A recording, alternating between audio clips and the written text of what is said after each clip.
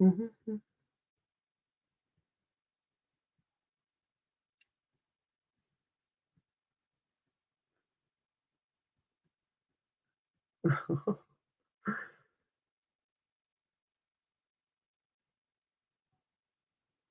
Okay, so I'm going to be hi.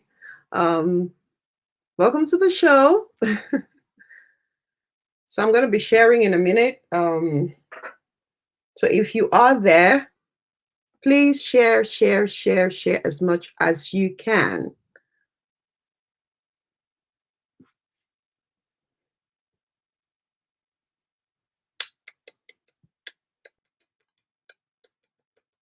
Okay, I'm going to play some.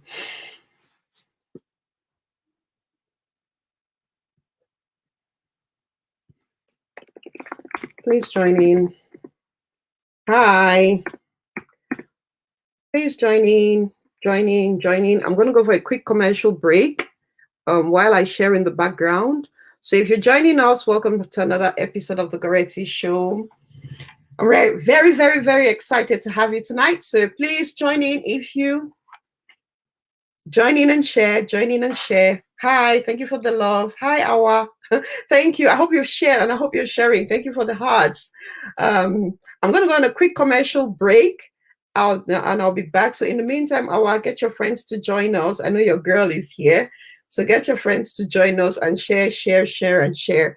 And we will start shortly. Thank you. Hi, I see people joining us. Please share, and I'll see you right after this break. Everybody wants to find the perfect match for their financial needs. Secured savings, stress-free access to affordable loans, instant mobile money transfers to MTN and Orange Cameroon, and even a share in the profits as a member owner. For over 7 years, Rencam Credit Union has been the perfect match for Cameroonians living in the UK and other nationals with interest in the Cameroonian heritage. Visit rencam.co.uk. Join Rencam Credit Union today, achieving success together.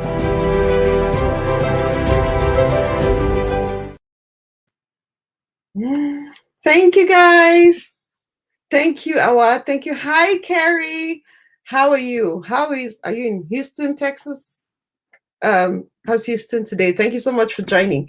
Hi, guys. Thank you. Please share. What we're doing now is invite your friends, invite them to come spend an hour with us, with the wonderful CEO of Gwendy Media TV. Gwen is here. She's backstage. She's waiting. We're going to have a really fun evening tonight, getting to know who this young, vibrant lady in our community is and all the marvelous things she's doing. So I'm sharing. So share as much as you can. Thank you for sharing. And there are a few people who have joined whom I can't see. So can you just say hi in the comments so I can welcome you to the show before we bring Gwen? So thank you so much for joining. Thank you. Share. Thank you, MC Dibenja, for sharing. Appreciate you. Hi, guys. I'm just going to bring you Gwen to the show and let's chat while we get them to join us. Hi, Dolly. I'm crazy hair today. Big hair, no problem. This is us. As long as you can rock it. Yes. So you're rocking it. I'm doing great. Yeah. It's been a while since I had a big hair. I used to be known as the big hair girl, and I did rock that quite a bit while I was at CRTV and all that. So I wanted to bring that back, especially when you told me that you want to be asking me all those questions. So I said, okay, why not? Why not? But it suits you. So, but why did you change? Why did you go away from big hair? Because I'm considering, you see this hairstyle I have now, I absolutely love it. I'm thinking this is going to be my signature style every now and then. Why did you switch from the big hair? Well, I guess I just really wanted to experiment different things. And then I was going through a phase in my life where I wanted to, I was changing a lot of things and just adopting to a new style. And so the first thing I did was I cut my hair. So once I cut my hair, I wanted to rock the hair the way it was. And, you know, I had it for a long time. And it's just been recent that I decided to start, you know, keeping my hair and growing my hair again. So, yeah, it just happened because it was a phase in my life. But, you know, it was a phase in my life. Hi, Diamond Black. Hi, welcome to the show. Thank you for joining. If you join, make sure at least 5 people watch the show with you. So share to five different WhatsApp messages, 5 different pages, or 5 different profiles, so that a few more people can come and get to know this amazing young woman who is with us today. But Gwen, I wonder why it is that whenever we are going, I've not officially introduced you yet, so let's just chat as we share. But I wonder what it is that whenever we're going through like a major transformation, especially women, the first sign of it is something to do with our physical appearance. I just think that it's a mind thing, you know.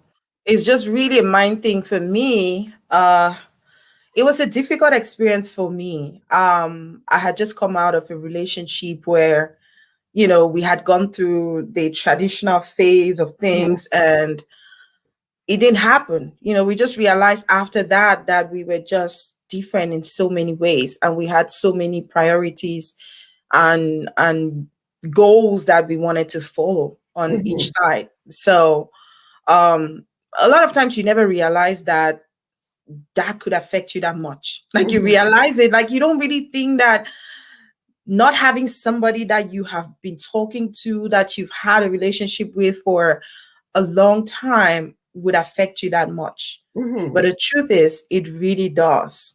And once you're able to start healing yourself, for me, that was a healing process. I just really wanted to turn the page and start afresh. And it was important for me. I just told myself one of the things that I could do at that time was to just cut my hair and then start from zero. So that new hair for me signified new growth, new opportunities. So for me, that was really it. I like that. Oh, I'm going to follow that. I'm going to follow up with that conversation. But thank you very much, everyone who's joined us today. I see For Real. I see Diamond Black. I see Mami watching. Hi, Nora. Thank you guys so much for joining us. So welcome to another episode of the Goretti Show with the beautiful, beautiful CEO and host of the Gwendy Media show. So if you haven't met this young woman, I am so glad that we're all getting a chance to get to know Gwen, members of my tribe. Gwen is the host of this show, Gwendy Media. Sorry, not this show. She is the CEO of Gwendy Media TV. Rocking my low hair. I know, but it suits you so beautifully. And so also the host, and this is what you create magic together. Is that it? Yeah, that's like our slogan, creating magic. It was create magic together, but I added magic moments, because every time that I spend with the people that I love, with my community, it can never be replaced. It's a magical moment, because it's only that moment in time that we have to create as much impact as we want in life. So that's why I actually changed that to creating magic moments together. I love that. There's a lot of thought behind everything that you do. Yeah. But which translates in everything that I mean, the short time I've come to know you, we've become, there's something there, right? There's a lovely relationship that we have built over the past year. And I think that you're very intentional with the way you do things. But you fascinate me a lot in many ways. But I want to go back and start from the beginning, because you're a young girl, and I knew you obviously off social media, but I knew you when you were this was Tam Tam Weekend, right? Yes, and I have the Sergio Polo, and that is who is Sergio Polo? I don't even know any. Oh yeah, that's Sergio Polo with the white suit there. That's Alain Dexter.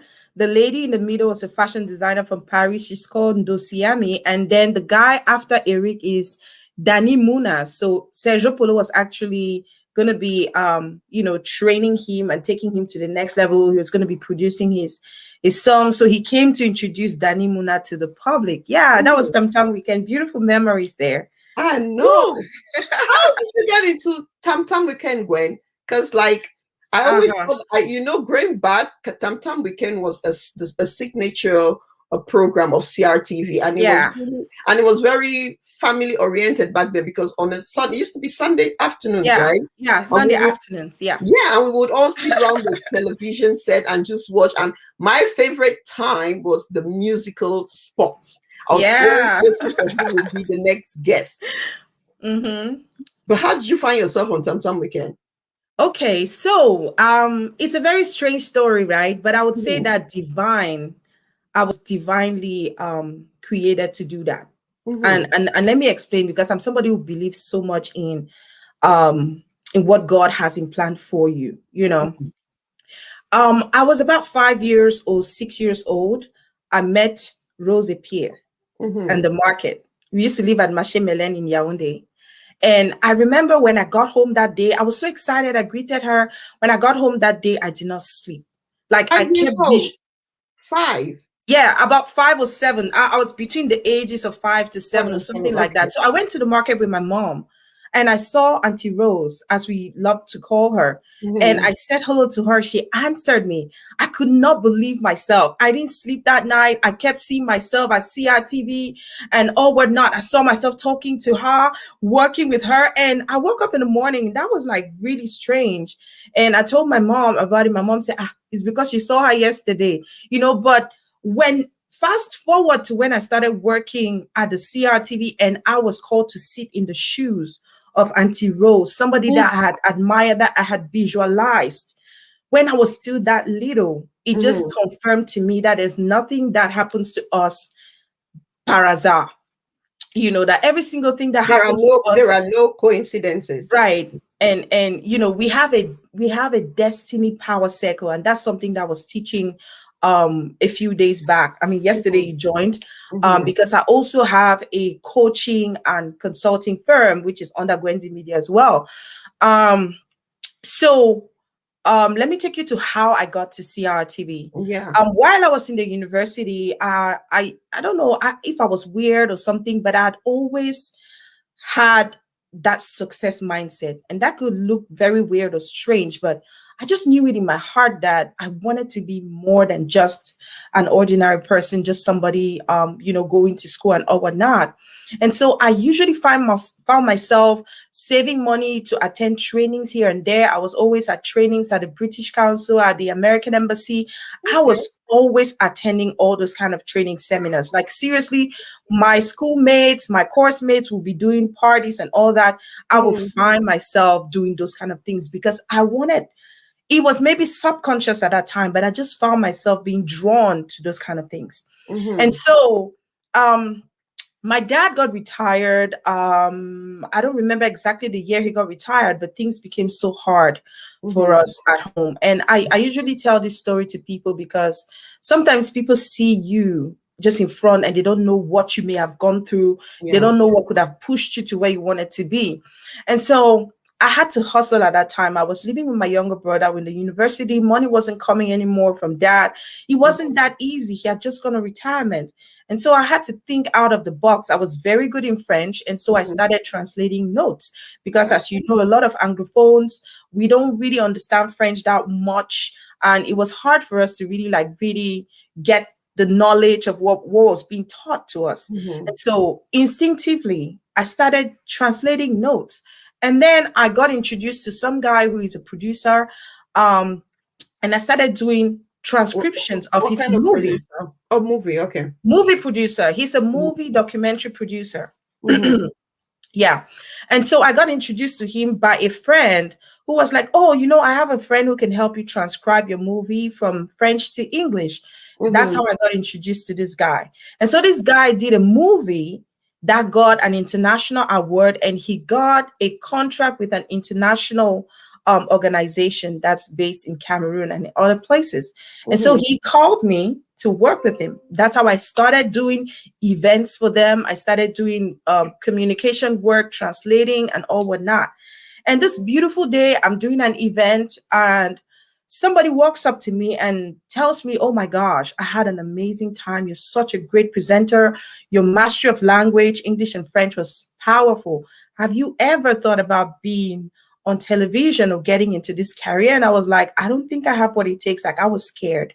But that was how I got an invitation to attend an audition, which was a national audition with over 300 people. Oh, wow. And that was the audition that led me to become the presenter of the Cash TV show in 2009.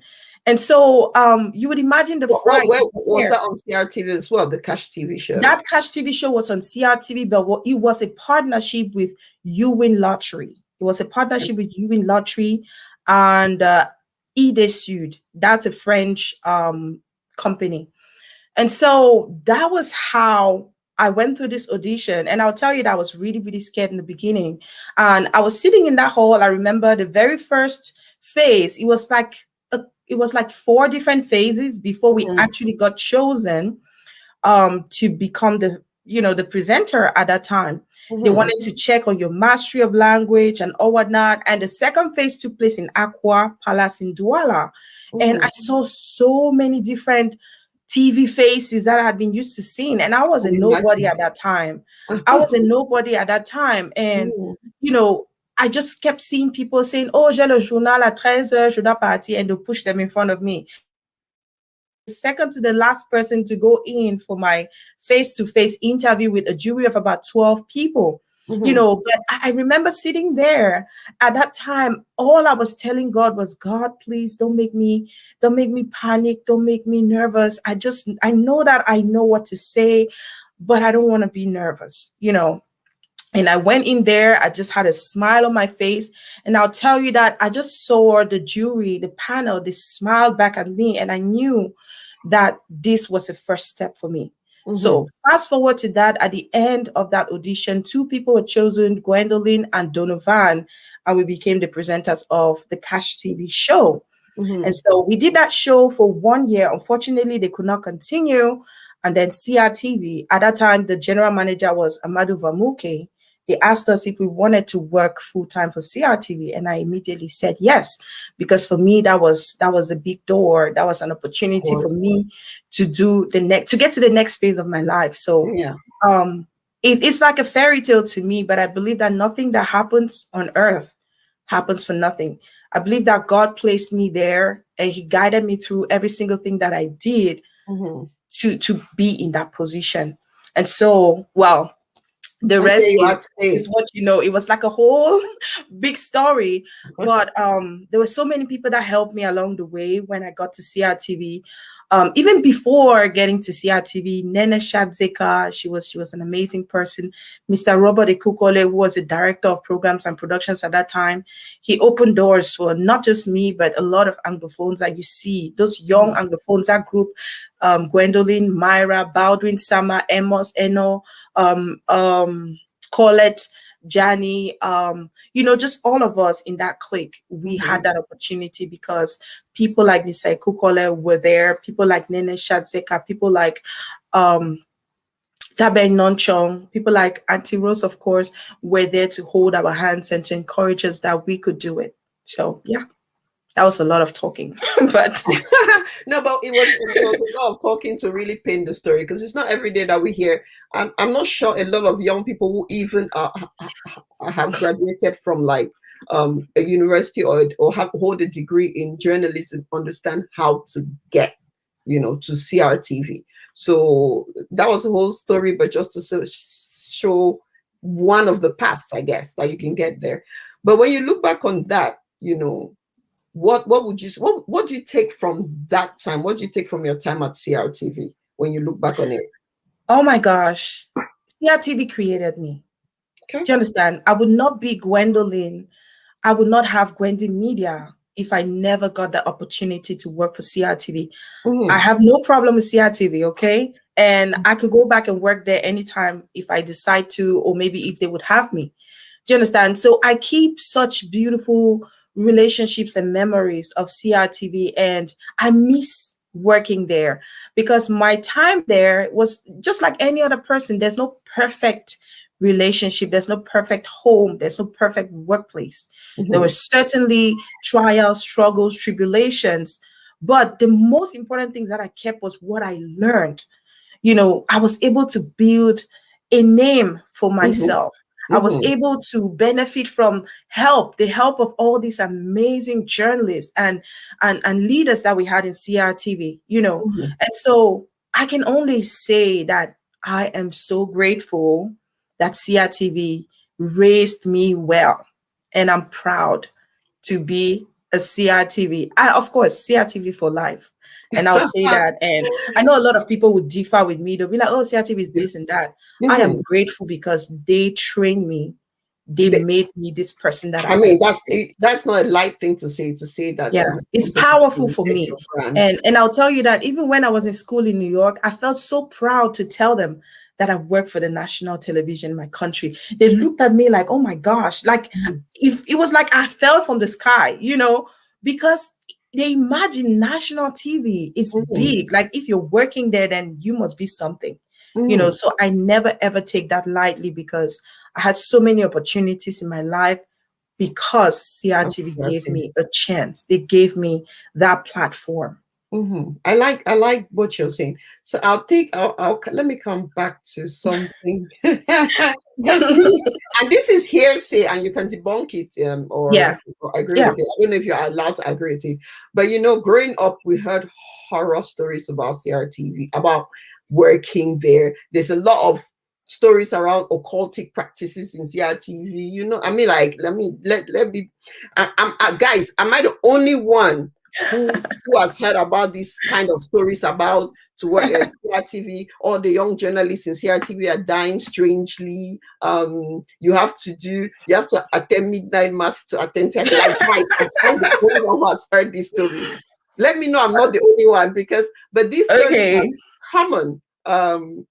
But now that your CRTV is family, I don't know. Do you want to have you? Is there any truth to all of these occultic, in short, witchcrafts associated with CRTV? What I want What's to the say, first of experience? all, what I want to tell everybody who is watching right Hepatology. now, Thank you, Gwen. That's the word for everybody who is watching right now, and who hepatology. is going to watch later, Mm-hmm. um, CRTV is like any other workplace. And the same stories that you hear from different places, like, oh, it has to be witchcraft, it has to be this, it has to be that. There's Mm-hmm. always going to be stories, right? People will always say, you need to do this, the midnight meetings and all whatnot. I Mm-hmm. never, ever experienced anything like that. I heard of it. I heard of those things. I heard that people were going through situations. We would hear stories like that. Even sometimes you wake up, you go to work, and somebody will tell you that, oh, this thing happened at night. And I'll tell you that there was, just before I left CRTV, there was a very strange thing that had happened where I was working in the department where I was working. Mm-hmm. I got to work that morning, and the people that work overnight, they said that somebody had been attacked by a ghost, right? That's what they said. So they said when they got to work the next morning, the guy was shivering Mm-hmm. and he was saying that some tall guy walked in, passed through the door without opening the door, and reached out for his neck and was trying to strangle him. Mm-hmm. Okay, but there was one director there who said that this guy was not mentally stable and all whatnot, and that maybe he was going through a phase like that. So we heard those kind of stories. I never experienced it personally. Nobody ever came to me to say, you have to do this. Maybe because I had a different path that took me there. Mm-hmm. And I had always been so prayerful. There are times that you have nightmares that scare you. You sleep sometimes and you have nightmares that you feel that maybe you're in a meeting somewhere and there's some kind of strange things that's happening. But I think that sometimes these dreams are just, propelled by stories that you hear that scare you. And Wait, because Gwen. those things are So in your nobody, mind Gwen, throughout wait, the let me day. interrupt. I need to get, I'm here. Let me hear from the horse's mouth. So Gwen, you mean that nobody ever invited you for for drinks or to some strange meeting that your heart just thought, no, or your colleague said, Gwen, don't go to that particular meeting. It didn't happen. I was very strange, maybe not strange, but I really did not mingle a lot Okay. after work. like that, like going out for parties and stuff like that, I would say that there were very few colleagues that even knew where I lived. The only person that had been to my house one time or two times was Eric, who was my co-host of Tam Tam Weekend. And the closest friend that I had at CRTV was Patricia. Patricia and Patience Mbele. Those were my closest friends, you know, and those were the only people I knew where I lived. I don't even know. I don't think Patience had been to my house, but because we always, you know, when I was there, she wasn't at CRTV yet. So we always met outside of CRTV or whatnot. But Patricia was somebody that I spent a lot of time with. We slept on the same bed. We used to wake up from my house and go to the radio to do the Weekend Express on weekends at 4 a.m., 4:30 a.m. and stuff like that. But for things like somebody inviting me, I wasn't really that accessible, I would say. And I don't know why, but, you know, I already had a family. I became very responsible, so young. My siblings were counting on me. And I felt that I had that responsibility to be a positive image to them. They were living with me and I was the mom, basically. And so for me, I wouldn't want to be outside partying, drinking, or whatnot, because I felt that I had an image, you know, I was representing the mother, the father for them at that time. And so maybe I didn't find myself doing those things just because I really never had the time to do it, or I just really preferred to spend that time at home with my family, and I cared a lot about the image that I presented to them. Would you describe yourself as a church girl? A church girl, that's a little bit, I would say a little bit too much. I'm not a church girl, but I love God. I love God, you know, because I've always been a God girl. And even at CRTV, a lot of times when I'll be praying and fasting, like I remember this day that a colleague of mine came in and they were eating something, egg pudding and bobolo.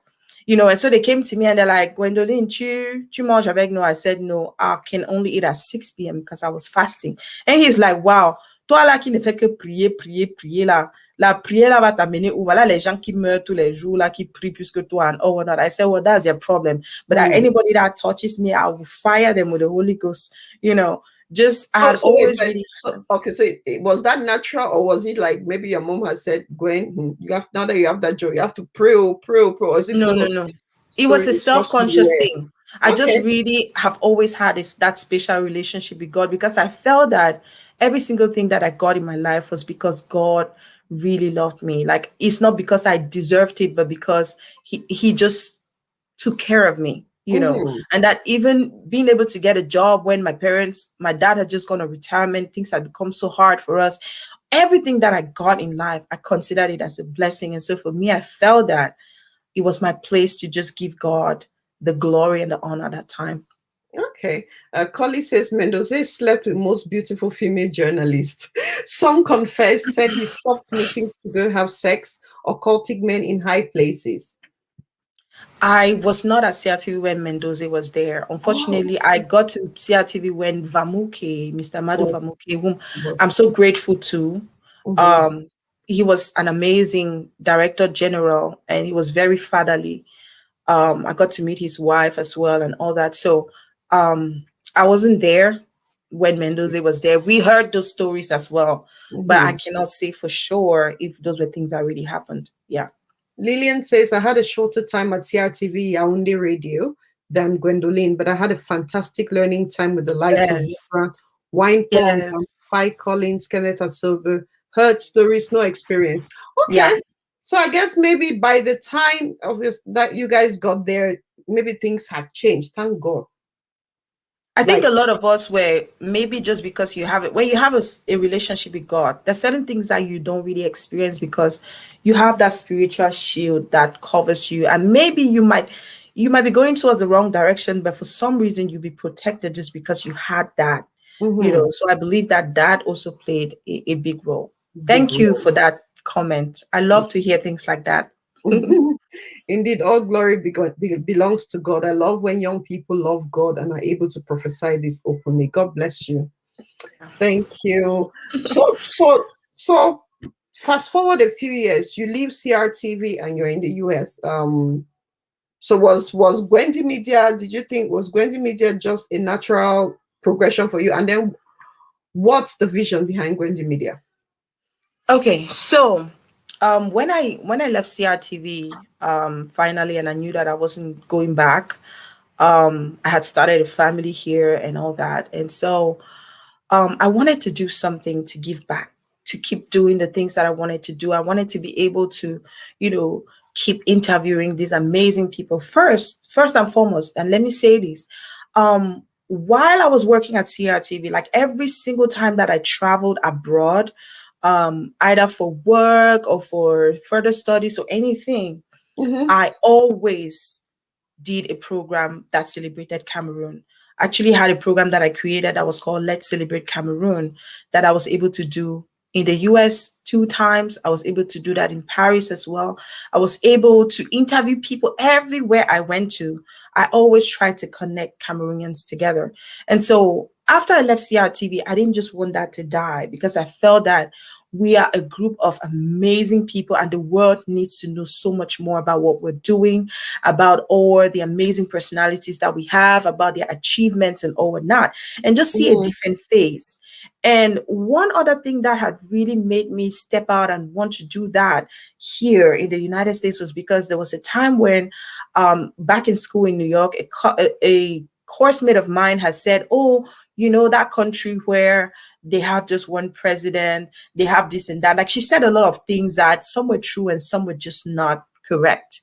And Mm-hmm. I felt that it was my duty to step in and show a different face Mm-hmm. of that to people. And for me, it was just all about starting with showing these people who are from this country, who are doing amazing out here in the United States, who have good businesses going out for themselves, who are able to have good families, who are also going back to invest at home. And so it I. started from there. And Mm-hmm. that's how I created the Celebrate Africa TV show. I called it Celebrate Africa TV show because while I was still going back and forth between CRTV and school here, I had Let's Celebrate Cameroon. I couldn't use that name anymore because that was a CRTV program. I was working for them at that time. And so I had to create another program. And because I found myself in a country where we had so many more talent, I wanted to be a little bit open. And that's why I called it Celebrate Africa TV show. So that was Well, the first program yeah, I let me did. just interrupt you. Yeah. And I love how you love Cameroon and you celebrate Cameroon and you're passionate about Cameroon. But from an honest point of view, because I'll look at your celebration of Cameroon right now as the optimistic part, right? Because it's Right. our home and we want it in the best light. But from an Mhm. honest point of view, when you look at Cameroon, and I think I'm asking this to everybody who is watching, especially people who go to Cameroon regularly. When you look at Cameroon, what are you feeling? What is the word feeling? What yeah, maybe let me put it feeling. What's your feeling about the future? Obviously, we all hear that the future will be bright, but like an honest feeling about Cameroon for you. And anybody that's anybody that wants to share, like when you think of Cameroon, honestly, in when you're alone, not when you're trying to paint this beautiful picture of Cameroon based on nostalgia and all those things. What do you think about Cameroon? Like honestly. Um, First of all, I feel that I am blessed to come from that country, Cameroon. And despite everything that's going on, the only thing that really breaks my heart is the crisis that has extended beyond what people would have imagined. Um, I feel bad for families that have lost loved ones. I lost my mom during, not because of the crisis, but she couldn't have the medical assistance that she needed at the hospital. Mm-hmm, And we believe that that could have been a reason why she couldn't make it. You know, there was so much that happened around that. And so what is going on in Cameroon is what breaks my heart. But looking mm-hmm, at our country in general, we are we are such an amazing, especially the youth that are coming up today. If you mm-hmm, can see, these are the people who've been able to make movies that are going to Netflix, that the world is starting to see the power of the potential that we have. mm-hmm, These are the people that have been able to create songs that Beyonce will be interested in. There's mm-hmm, power in us. Like, there's so much in us. Like, if we can come together and cultivate what we have, the skills, the abilities, the potentials better, we can create magic. We can be unstoppable. There's so much inside of us, and I believe in a better Cameroon. We're already doing so much despite everything going on. Mm-hmm. That just goes to say that if things get better, we can do so much And that's the thing, more. if things, because I'm still stuck on the if things get better. Because Yeah. every other day, I think, like, so I think for me personally, I'm going to share how I feel. Collie says Cameroon is a failed state. For me, every other day, I am disillusioned. You know how you want to hope, and every other day, there's something that you're like, I beg, Massa, I'm tired of this It country. Like, hurts. yeah, Yeah, and it hurts. it's like I think if I was some of these people that can migrate and just come and stay and forget about their countries and just adopt their new home, I would be happy. But I'm so emotionally invested in Cameroon, and it just really, really not just breaks my heart, it just irritates me. Like, stop thinking about this place and just adopt England like home. But my mind is there, and I see all the beautiful things that young people through no help are working to create. And at every step they are met with obstacles that are from top to bottom. It's just like how do you have hope in a state of such hopelessness? The thing is, strength, like they always say, unity is strength. Unity is strength. So which means that all of these creatives, all of these entrepreneurs, all of what we have can defeat the things that we don't have right now.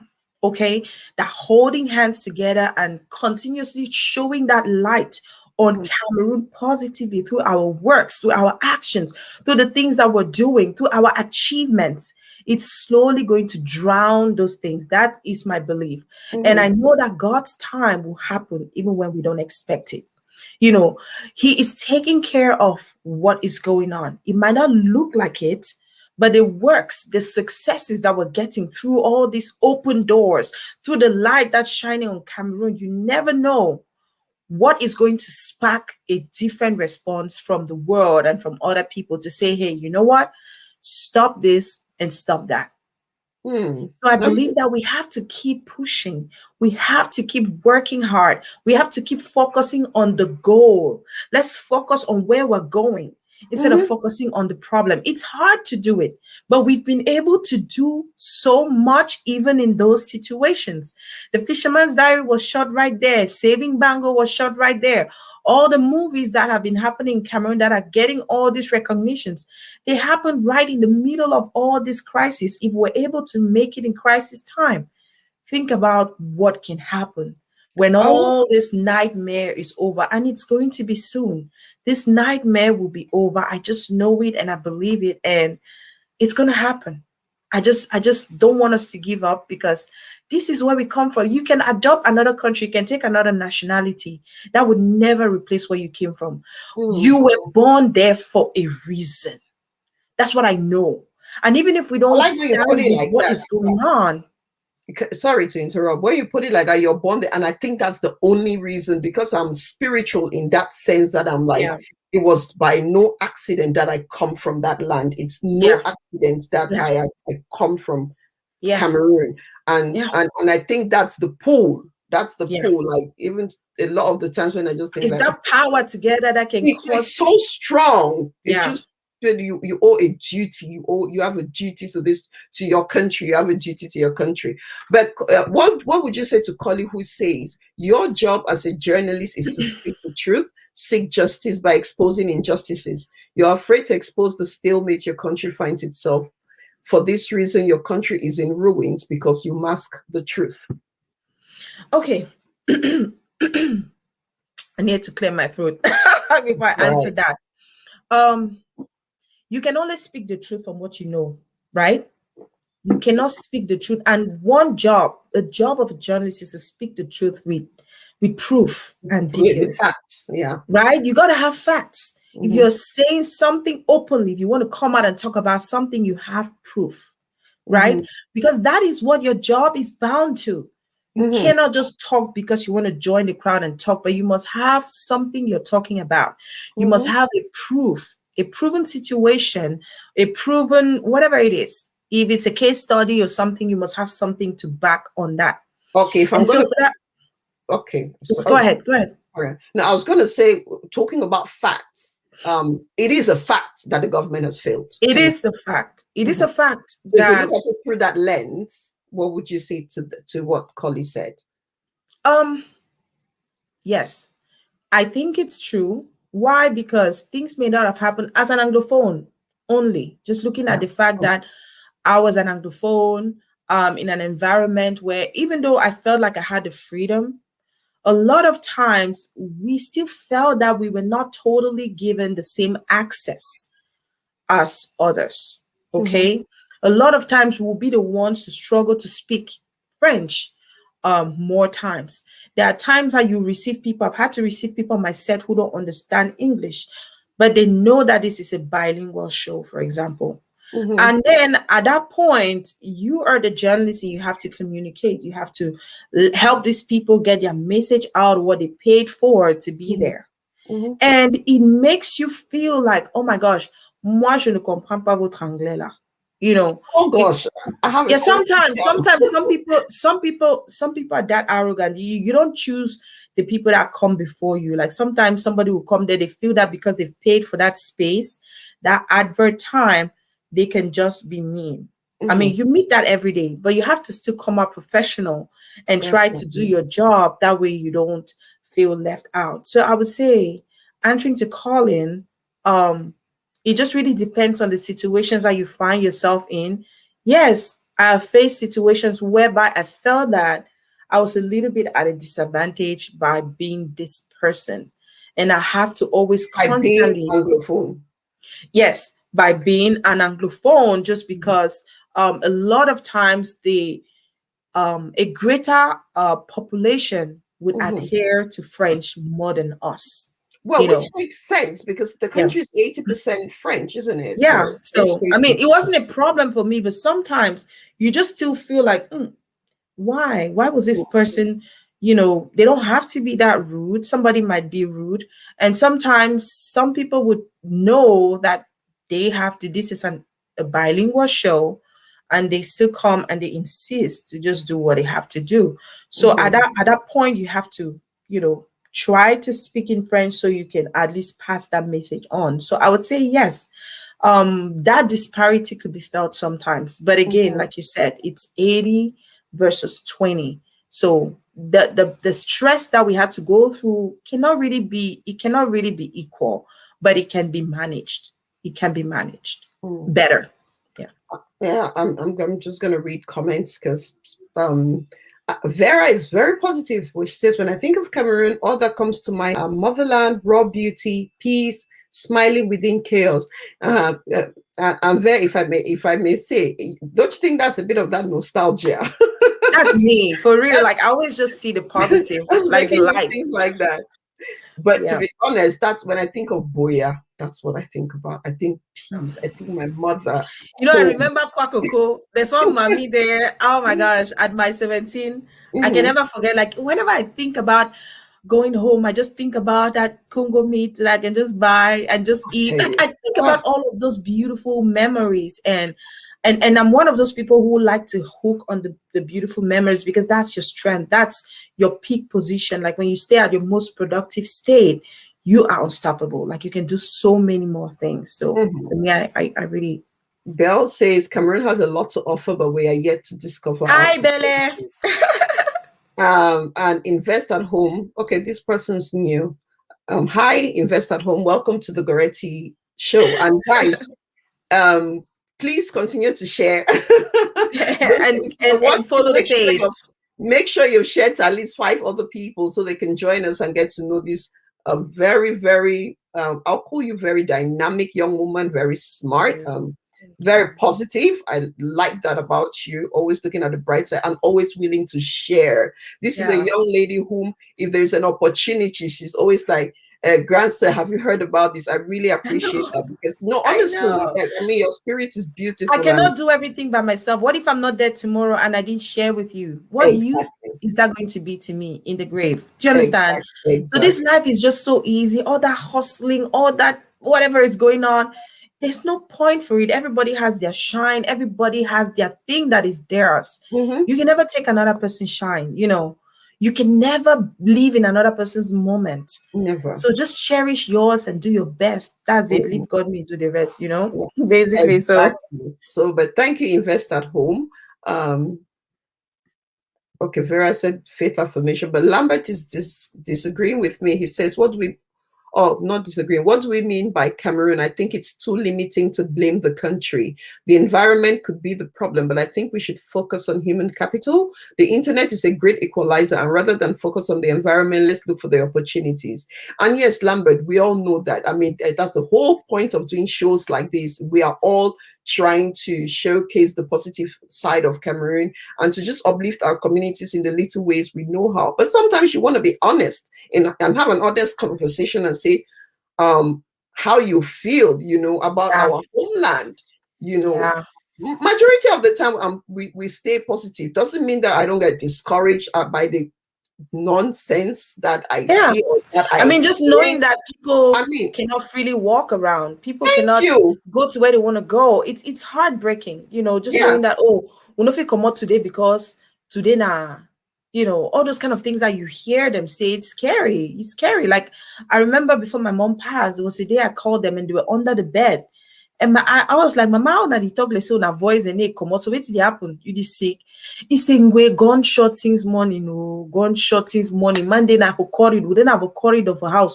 We don't use cupboard and block all place. We line of a corridor. So I was like, I was heartbroken just thinking about that. People feel that insecure in their own home. That's the Okay. hurting thing Even about let's it. take away this. I mean, this obviously it's been a few years, but this crisis has been for a few years. But let's even take that away because it's relatively new in the grand scheme of things. I mean, experiences, and this is for Lambert and anyone else who could have experienced it, you would understand why, in as much as you want to stay positive, you can't deny your reality. Where I would go to the police in Boya and speak English. And they told me that in French, they told me in Boya at the police, on ne parle In pas Boya. votre langue là ici. In Boya. At the police station in Boya, the Yeah, that's Anglophone region. heartbreaking. Do you Yes. understand?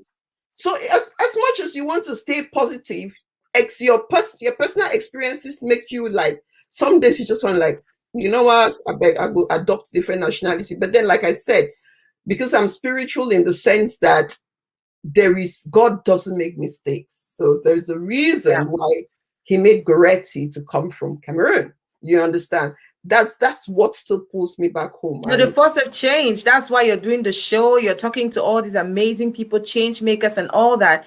Because slowly, one voice, just one day at a time is going to make a difference. Maybe somebody will hear someday, and change will really come. So this Lambert is back to say, I invite you all to read the book, Bridging the Opportunity Gap by Are Obenson, and break the chains of blame. So he's plugging that book, Bridging the Opportunity Gap by Are Obenson. I know him. He used to be JCI president, right? And break the chains of blame game. It is either the government has failed or the colonizers or racism. And if you look at it, Lambert, I'll throw it back at you and say, if you look at it from that lens, I think it's skewed because not everybody can be positive. It is a journey, and you take your experiences and you make it better. And so if you blame, so I would blame the individual who asked me to speak French in the police station in Boya. Why wouldn't I blame him? But I would continue to speak English. You understand?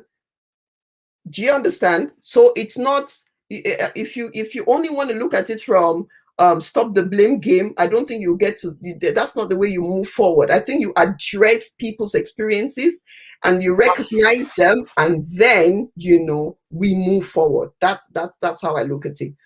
But Vera says, I think it's time we Anglophones start accepting that we allowed what happened. Some of us, especially those in Yaoundé, are still enabling these disparities. Change starts from you. And Awa says you're her everyday inspiration. Oh, she's And an amazing young lady. Yeah.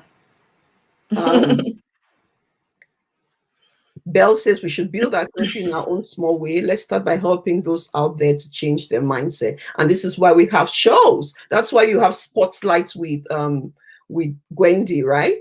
Yeah. Yes. I mean, let's steer away from this heavy topic of Cameroon. I know it's so and heavy. talk Like, about I run away from it all the time. I'm like, yeah, because it becomes very political. And we don't want to get to know Gwen and her contribution in uplifting our community from the US where you are. So tell me a bit more about Spotlight with Gwendy. Okay, so it's a 1-hour conversation with, just like what we're having right now, with people, personalities, and professionals. So I just really wanted everybody to fit in. So I didn't want it to be a celebrity show, because a lot of times people feel like they have something to say, but because they're not a celebrity, they might not be a guest on the show, even though they are impacting change in their own small way, in their own small communities. And so I wanted just everybody to feel, as part of the family. And that's why I have guests from all walks of life, and it doesn't matter to me that you are such a personality. You can just be your own person. And that's why I defined it. And I said people, personalities, and professionals whose stories and experiences can inspire and empower somebody in the community. And that's just what I do on Spotlight with Gwendy. And I used to do that 2 times a week, Tuesdays and Saturdays. That was just because I was trying to build the channel. I was trying to build the platform. And, you have to be consistent, especially on all of these social media platforms, if you really want the algorithm to kick in. But now I feel that I've been able to be stable at that point. And so I decided not to overwhelm myself too much by putting so much pressure on myself. Like, oh my gosh, I have to do on Tuesday. You hardly even finish your weekend and you're already on the show. It's really overwhelming. And so I decided to just, do it once a week, which is Saturday. At 2 p.m. Eastern, which is, I believe, 7 p.m. Central African time. Yeah. So that's what Spotlight with Gwendy is all about. It's a really lovely show. And you have, obviously, your experience is very clear because you have the cream. And guys, if you're not watching it already, please make sure you watch it, because she has amazing guests, from all over the world. All over the world, but the people that you have Anyanzwe, you have you have Mr. Leo on the show, it's and I'm so proud of you. You're doing incredibly well. Well, thank you. I just really, I just want to be able to do, like I say, I believe in just changing one person or just inspiring one person or motivating one person. And my mantra is inspire, empower, elevate, and motivate. And so if I'm able to do that just through one show and just inspire, elevate somebody from a thought where, they were just feeling broke and all that, empower them to believe that they can do better, that they are better, and, just motivate them to feel like I can do this. I got it. I have what it takes. That's all that matters to me. It only takes one person to change a whole village or community. So it starts from there. And it starts from you, Gwen, as you inspire, motivate, and you elevate. I love that. I really like that. So thank you so much. So if you ever see this flyer on Facebook, just take a second read so that you can watch one of Gwen's shows, and they are available on YouTube because you stream on YouTube as well, right, Gwen? Yeah, I do. And what's your YouTube name again? It's just Gwendy Media TV on all social media platforms. Gwendy Media TV, Facebook, Gwendy Media TV, YouTube, Instagram, and Twitter. So we are there, and we usually always respond. We try our best to respond. We're working on doing other things. As one of the flyers you showed in the beginning, we have other programs which are just on hold right now because We are still working on the structure and how to set it out.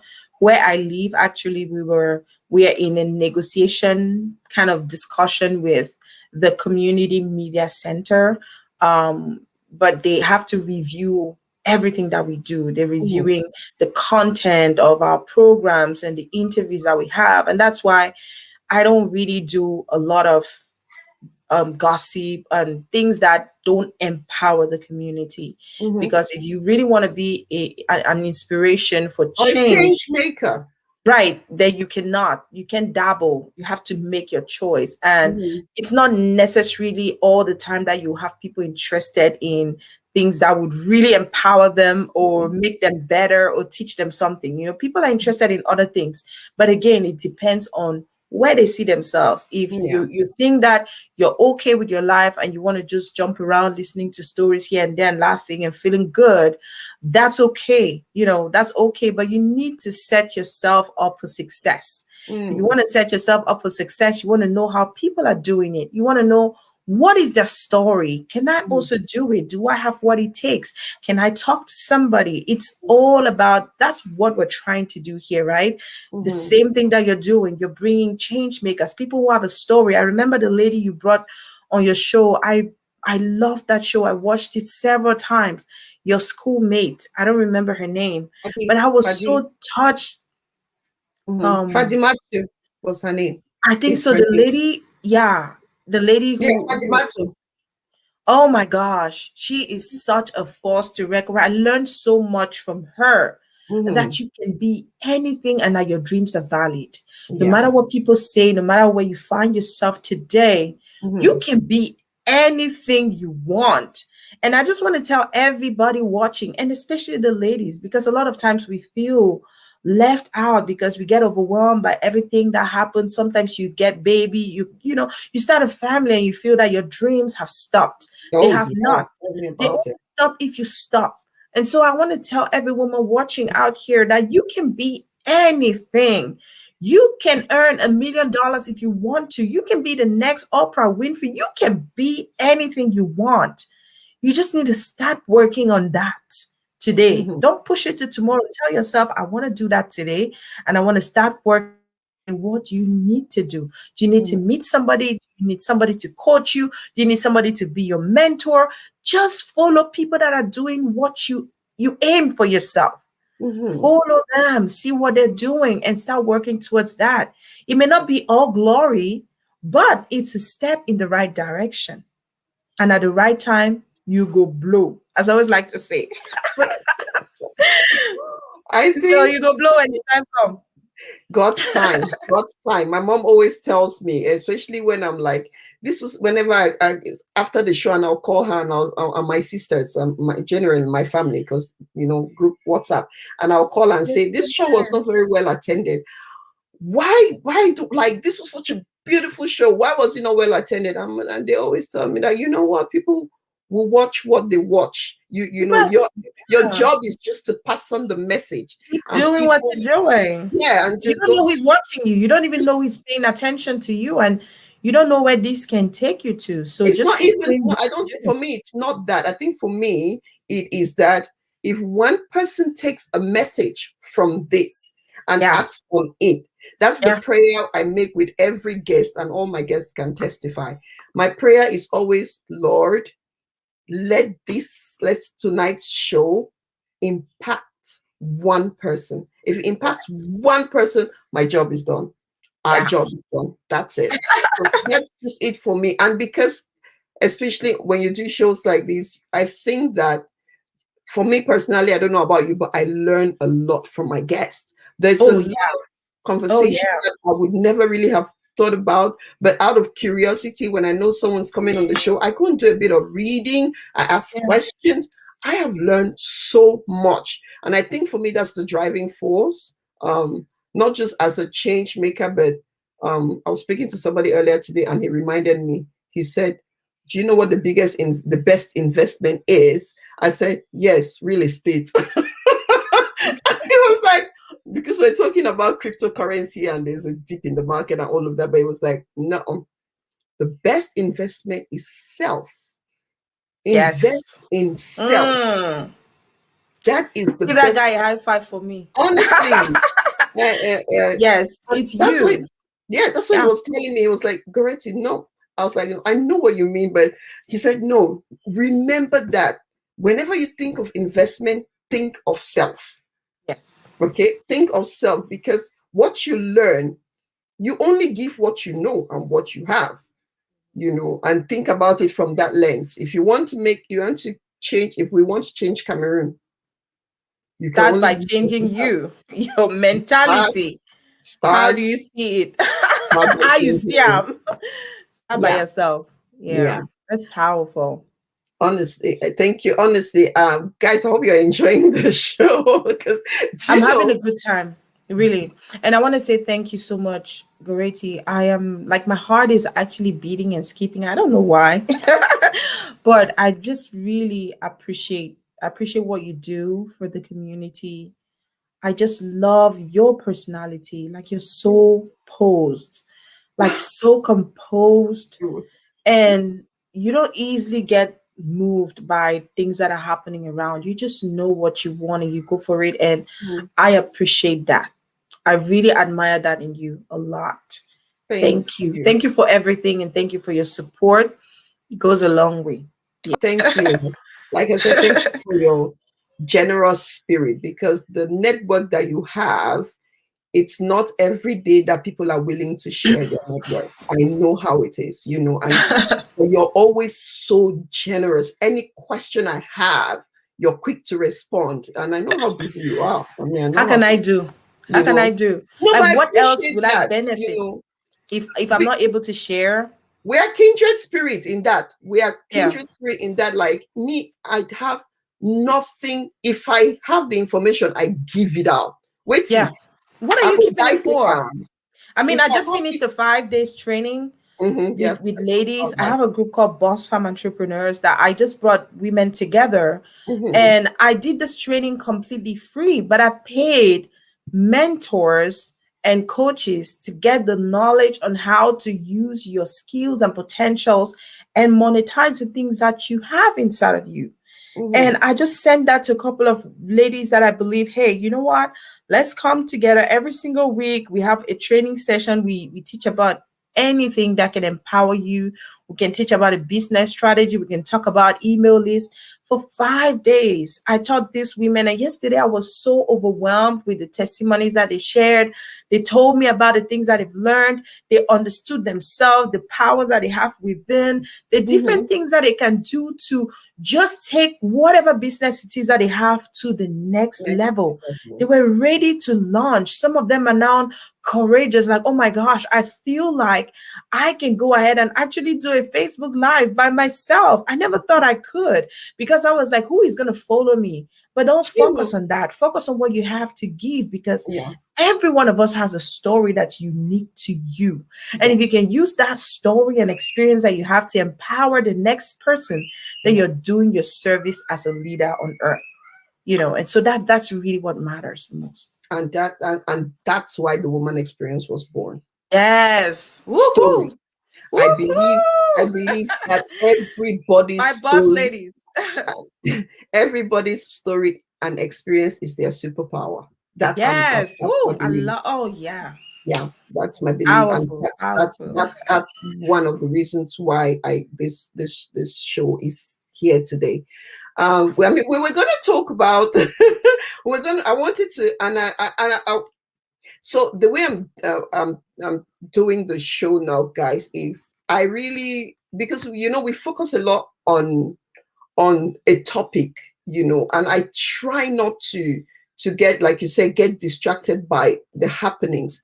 But I feel like if there's anything that has happened that that has a relation with, or would I say that's in tandem with the kind of discussions that we have on the show, I always want to talk. I would be talking about it, even though it's recent. And so with you, I really wanted to talk about, because we've had Kiki Bandi on the show, Mhm. and okay, something's wrong. I'm on two screens. Is it my end? So we had Kiki Bandi on the show, and we talked about, obviously Kiki Bandi is a proud um, lesbian, and but I really wanted to and she tried to really explain what it means to be a homosexual from Cameroon. But this recent this guy Shakiro is a cross-dresser and gay guy in Cameroon who has been recently arrested with his partner. He's very popular, this particular guy. He's very popular in Cameroon, and he's been arrested with his partner and sentenced to 5 years. And I've been looking at that story, and for me, obviously Cameroon has its laws, and Cameroon is still, to be a homosexual in Cameroon is punishable by law, and in Shakiro's it's 5 years in prison. But it's the hypocrisy of it all that I want to address. And guys, I don't know what you think, because if Shakiro is gay, right? Shakiro means that there are others. No, he have a community, huge now. Community. Yeah. It takes two people to tango. So and he keeps claiming that the people that that use him for the gayness, for the gay practice, are like top officials in Cameroon, top ranking officials in Cameroon, guys. Now, that's thank you. For me, I think I wanted to ask you is what's your thoughts on this Shakiro's and his partner's arrest? What are your thoughts? I think that guys, if you know the story, what are your thoughts? I really want to hear our thoughts, because I feel like there's a lot of hypocrisy when it comes to homosexuality in Cameroon, like a lot of hypocrisy, and a few scapegoats are pushed to the front so that the vast majority can hide. Personally, I just think that he has been pushed to that side because he's been framed in my mind. That's for some reason, just because we kind of like understand the state, the way our country is, and I'm not being pro homosexual or anything. I'm just being like a honest person who is just saying her mind. Do you understand? Because if he says that some of the people that do this to him or that he works with are a lot of high profile people, and then they're probably trying to cover their act by sending him to a place where he cannot talk about what is going on. On a normal human level, and I totally understand that Cameroon has its laws about things like that, but the world is changing.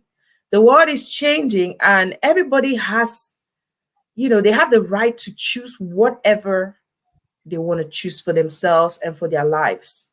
And this is me just being strictly fair, right? I'm not choosing a side, and I'm just saying that as a human being, he deserves a fair hearing. Do you understand? He deserves a fair hearing, not just because he is identified as this group of people, but because he is a human being who deserves to have his human rights. And if Bell is right, and I'm sorry to cut you short, Gwen, if Bell is right, the law on homosexuality is vague because the penal code talks of catching you in the act. So my question is, was he caught in the act? I think in his case, he wasn't caught in the act. To the best of my knowledge, he wasn't. He wasn't. And that was why I said this is a calculated, for me, that's what I think is a calculated act. We've seen so many people in Cameroon get framed and sent to prison because of different reasons. You understand what I mean, right? We're not here to talk about things that have happened to people. We've seen even high-profile individuals, being set up, being framed, and, they end up in prison. I just think that there's so much more than we can see right now that we can understand. He's probably stepped on some toes and has threatened to say something, and they said, okay, guess what? You're so bold and oh not, you think you're popular, we're going to bring you down because we still have the power. And let's not forget that there's so much corruption in Cameroon. And just like any other African country, and even around the world, what are we talking about? It's not just a Cameroon thing. Corruption happens, and the less privileged suffer. They pay for the more privileged people. So that's what I think. I just think that he's been fairly untreated. He's been unfairly treated. Just because he is a human being, and looking at the human being, he should be treated fairly. He should have a fairer hearing. That's just me. And like Tessie, I agree with you. Tessie says it's just ridiculous that in this day and era, a governing body will still judge and punish people for their sexuality. It's crazy, is all I can say. This is the angle that another angle that I want to touch about this, because I've heard not horror stories. I think the way I'll put it is the coerciveness of the way homosexuality in Cameroon is being weaponized. And when I say it's being weaponized, the coercive nature of getting people into being homosexuals.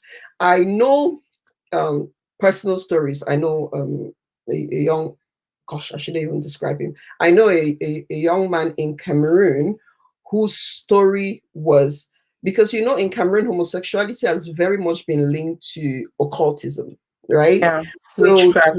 Witchcraft and occultism, and it's I mean, this is word on the street. There's no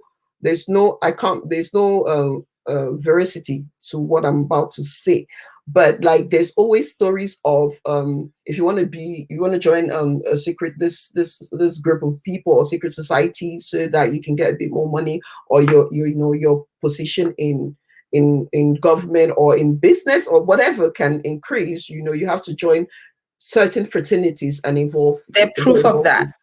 Those are still hearsays because we don't have any proof of that. There's no veracity to it. So there's no truth. That's what I mean. There's no truth. Yeah. This just word on the street. And there's a lot of, I mean, I know a young man who told me that story, a Francophone guy that was his story. But I'm saying this because I kind of feel, going by these stories, I feel sad because just recently, again, word on the street. I shouldn't say that, but word on the street, and sometimes word on the street is true. There could be some truth. There's some truth to it. Yeah, it could be exaggerated, but there could be some truth to it. Word on the street is that there's different fraternities, and there is there are some thriving. We are Anglophone fraternities in Yaoundé and Douala, where it's these young professional men who are married with wives and families are involved in things like this. And I'm saying all of this to say what? I'm saying all of this to say that I think that it is time that we begin to be honest to ourselves, especially those who are against homosexuality. I think it's time that we begin to be honest to ourselves, because we have so many closeted gays in Cameroon. Let's not talk about the kids that are being molested by family members who are scared to open their mouths to even talk about what's going on with them. And plus, in 2015, I did a documentary in Cameroon. I did like the whole, I translated the documentary because I also worked as a translator from French to English. And it was all on the gay community in Cameroon. I can't say more, but it was sponsored by an international organization, and we had young men and women on video, who were talking about their experience and how they got into that and who got them into it. And you'll be surprised to know, like what you said, that Shakiro said there's some high profile people. You'll be surprised to know some of the names that were called in there that, oh my gosh, this person was the person that, initiated me into this. He told me that he had an uncle who was doing, all those kind of stories that link up, and then, they propose you a job here and they tell you, Yeah. okay, all you need to do is for you to do this and that. So this guy was talking about his situation. Okay. And I think that documentary was also focused on the fact that homosexuals don't get medical attention. They don't get health treatment, medical treatment when they get sick. Okay. And so this guy in question was sick. And he was talking about the discrimination that exists in the medical field. Whenever they show up to the hospital and they have this kind of problem that's going on, they just immediately ditch them. So that was actually some of the things that I saw in this documentary. And just from a human perspective, I felt hurt. How it was sad, because some of these young men or women, somebody got them into that. Maybe they got raped and now they cannot dissociate themselves from that. And so just by being a human being, you want to think for a moment that you could have had a good path. You could have had parents that directed you on what to do and or whatnot. And maybe you didn't end up, choosing something that you did not expect, because this is the whole thing. A lot of parents are shocked by what's going on. It's just like, it's not the norm. It's not something that they are aware about, but that is something that happens. Would you rather know and know how to take care of your kid than not know and then hear something terrible that happens? And they be exposed, Yeah. so much, and their lives being and then they're being refused medical help. Medical health. Okay, Collie is saying I detest the Western media for wanting to shove homosexuality down our throats. What of polygamy? Why don't they accept it? See, Collie, I think at this point, it's complicated, right? It's so complicated. No, the conversation I'm trying to have is not about whether the media promotes it, or the conversation I'm trying to have is homosexuality exists in Cameroon. It does. It exists. There are so many closeted gays. There's so many closeted homosexuals. And these closeted homosexuals are married with wives and children.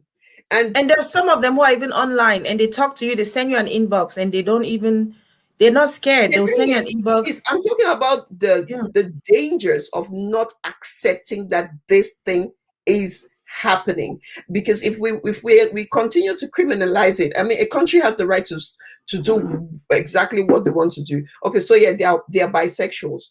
They are bisexuals because, Belle, I will argue that they are bisexuals because they chose to, out of necessity.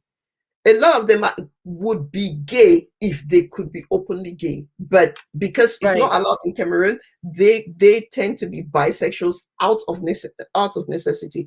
But what I'm trying to say is, if I've said this 3 times, means I'm not communicating right. But what I'm trying to say with this case is, we should be careful, because yes, it is bad in our cultures, right? We say that our African, or let's go to Cameroon, our Cameroon culture, we don't like it, especially Christians, we're against it. The Bible has very strong words against it, but they exist. They are our brothers, our nephews, our sisters who are lesbians. They are there because it's an orientation, it's a sexual orientation. They won't openly say it because they don't want to be rejected by everyone. And that's my worry.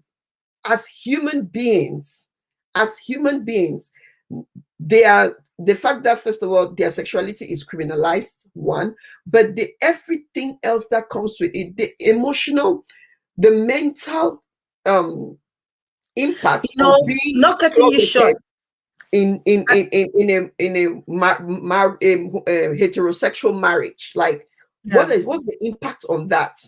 I just remembered something while you were just talking there, that one of the guys that I interviewed during this documentary that I did for this international organization, I can't call the name, he said that a reverend father did that to him. Okay. And this is a kid that was sent to church. I'm not a Catholic, so I don't really understand the whole process and all that. But this was done to him by a reverend father. And he said that he was not the only one, that there were other kids amongst them that this Reverend Father did this too. And this was the guy's confession. And so the parents didn't know. They thought that kids are going to a safe place. They're going to be safe with the father, the Reverend Father. But then look at what turned around and happened to them. Do you know that if this kid got, he got fished out tomorrow, the Reverend Father will be safe?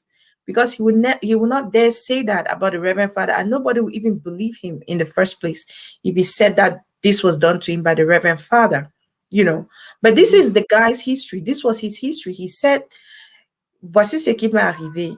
J'étais enfant et j'allais comme ça tout le temps à l'église, travailler chez le père et tout, et tout, et tout. Un jour, le père a commencé à me toucher, à me dire que, oh, je suis un meilleur garçon, je vais te donner ceci, je vais te donner cela.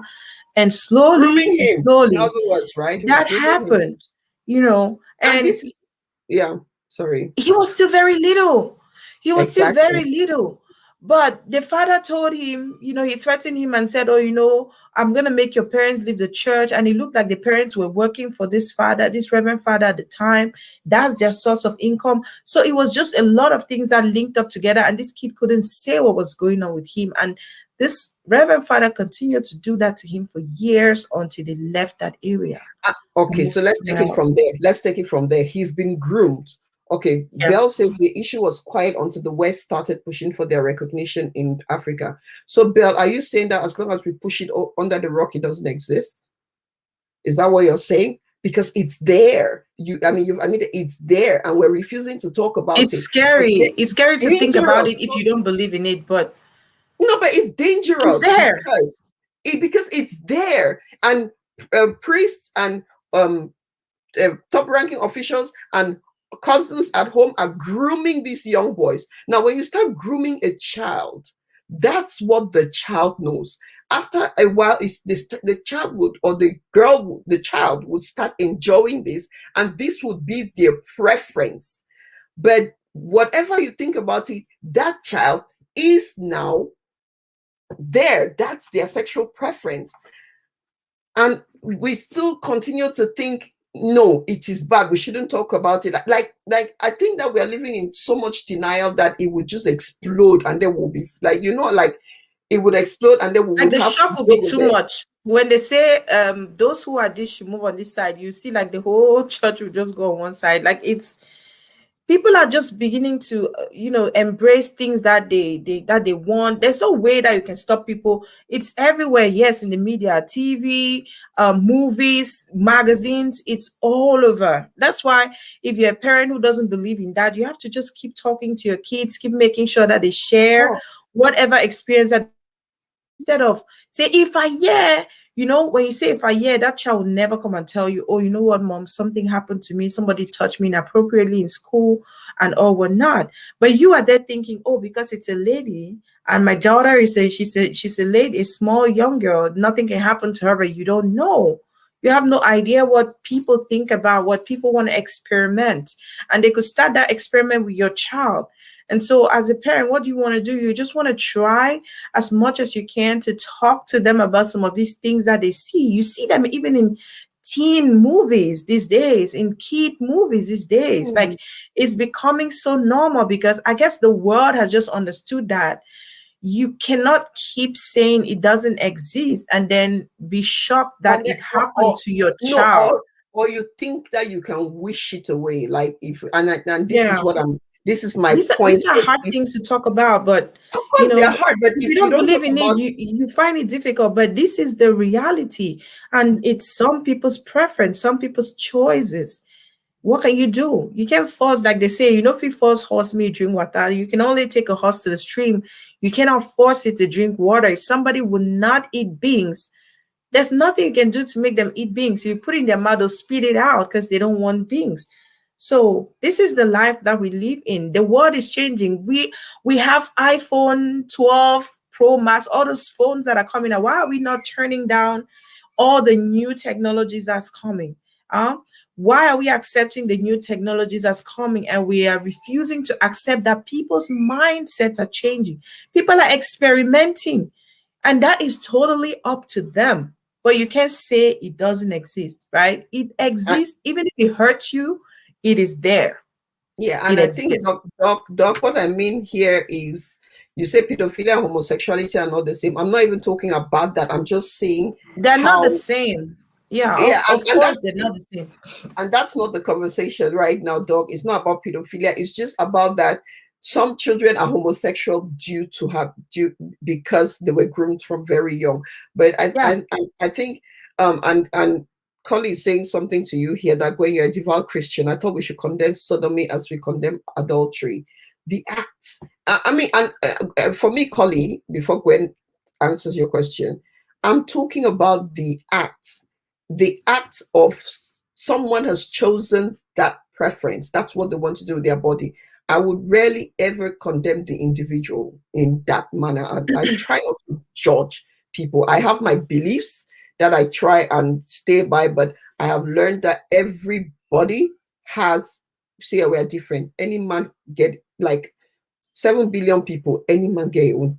We can't all be the Right. same. You can But groom your kids and everybody but has their own mindset. I'm but, just but being I'm trying to say, Cameroonians, homosexuality is in Cameroon, and it's, I feel like criminalizing homosexuality is not the answer. How do you, if somebody says they are gay, you go and lock them up with a group of men? Like, make it make sense. You're locking him up for his sexual preference, and then you go and keep him with a group of men. So that like, does that make any sense?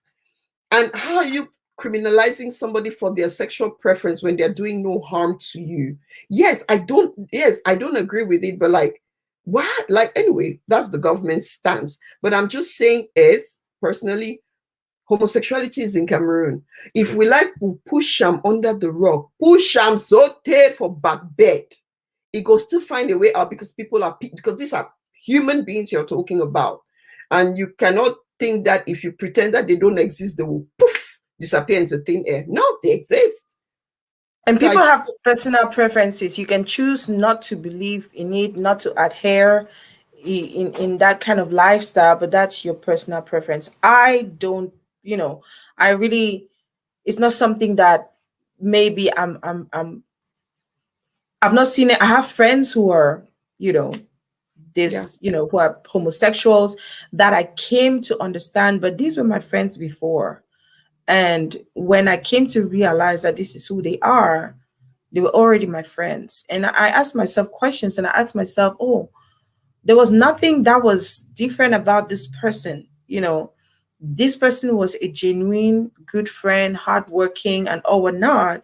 But then they felt that they needed to open up and talk to me and tell me, hey, there's something I wanted to share with you. This is the kind of person that I am. And I was like, oh my gosh, obviously shocked, because I actually have a really good friend who is a homosexual. And he had to openly tell me that, hey, you know what, this is who I am. I was shocked, just because in my mind, I had not really had somebody in my sphere or close to me that was that way. But am I going to turn my back on my friend? It took a while for me to really accept it. I will not lie to you. I didn't talk to him for a while, just because I was still like, I couldn't believe it. But this is his choice and he's happy about it. What can you do about it? So this is what we're saying, that there's certain things that exist, and people have the right to their decision, to their choice. And I just feel that as human beings, they should do whatever they think is correct. Yeah. If you are their family member, you want to do your best to try and talk to them and say, hey, based on the Bible, maybe this and that. But a lot of these people are responsible. They read the Bible and they know what they've decided to do. They've chosen the path that they feel happy doing. And you know, go find King big person, right? Person tells you, so what can you do? You can just only, choose to ignore one that of part of them. my husband's best friends is gay, and we had this Yeah. conversation about my children were condemning it, obviously, because my children, we go to Catholic schools and they know how Right. I feel, but we had never really openly talked about it. And just a couple of weeks ago, and I don't know, I heard them. I tell you, I was on this show and I heard them talking about it, so I went to join in the conversation. And my children was like, it's bad, it's bad, it's bad. And then when my husband said to them, do you know Uncle So-so's, like, he's like, you shouldn't associate with gays. So they say, my 14-year-old is like, you shouldn't make friends with gays, with people who are gay. And I'm like, well, like, I didn't even know my children held this view. And then my husband said, do you know Uncle So-so and so? They said, yes. So do you know he's gay? They were like the We're like, oh my shock on gosh. their face. But they know him. I They had that like shock him. too. But When I I found out about guess my for friend, me, I was like, what? I yes, couldn't for believe me, it. Like, I was in a shock for days. I couldn't talk to him and or not. And then mhm. I was like, I asked him, like, what happened? Like, how did you get into this? And he had his own story. But this is a good friend. This is a good colleague, somebody we've worked together, we've done things together, went to school together, and all that. So I asked myself, should I just cut away from this person just because I now know this reality? But again, it was a choice that if they can open up to tell you something about who they are, it's better than you not For even me, the knowing at question I all. will ask you, Gwen, is what does his sexual orientation have to do with the friendship you've built? Right. Nothing.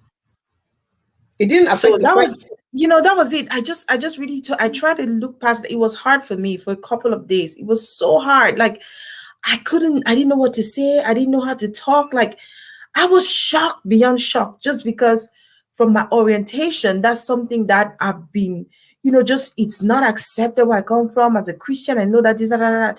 But this is a friend that is always there for you, that, you study together, you do stuff together. And I mean, and then suddenly now this friend takes that leap to tell you, hey, I just felt that I should tell you because you are a good friend of mine and this is who I am. I like this kind of people. And even though I was shocked, this is their life. This is their reality. There's nothing that I can say or And do like Tessie that would says, change whatever they have decided for their lives. So, yeah, and that's what I agree with Tessie on that. It's not something I would praise, but I do not make an open opinion about it either. right. I You try need to not to. respect people's decisions on how they Yeah. want to live or roll with their lives. Hmm. Yeah. But anyway, Me we'll move on too. from that. I think with It's so that, heavy to talk about. I don't want to be the bearer of whatever bad news but or I don't carry a want us. pistol or you know I think for me it pains me the way homosexuals are treated.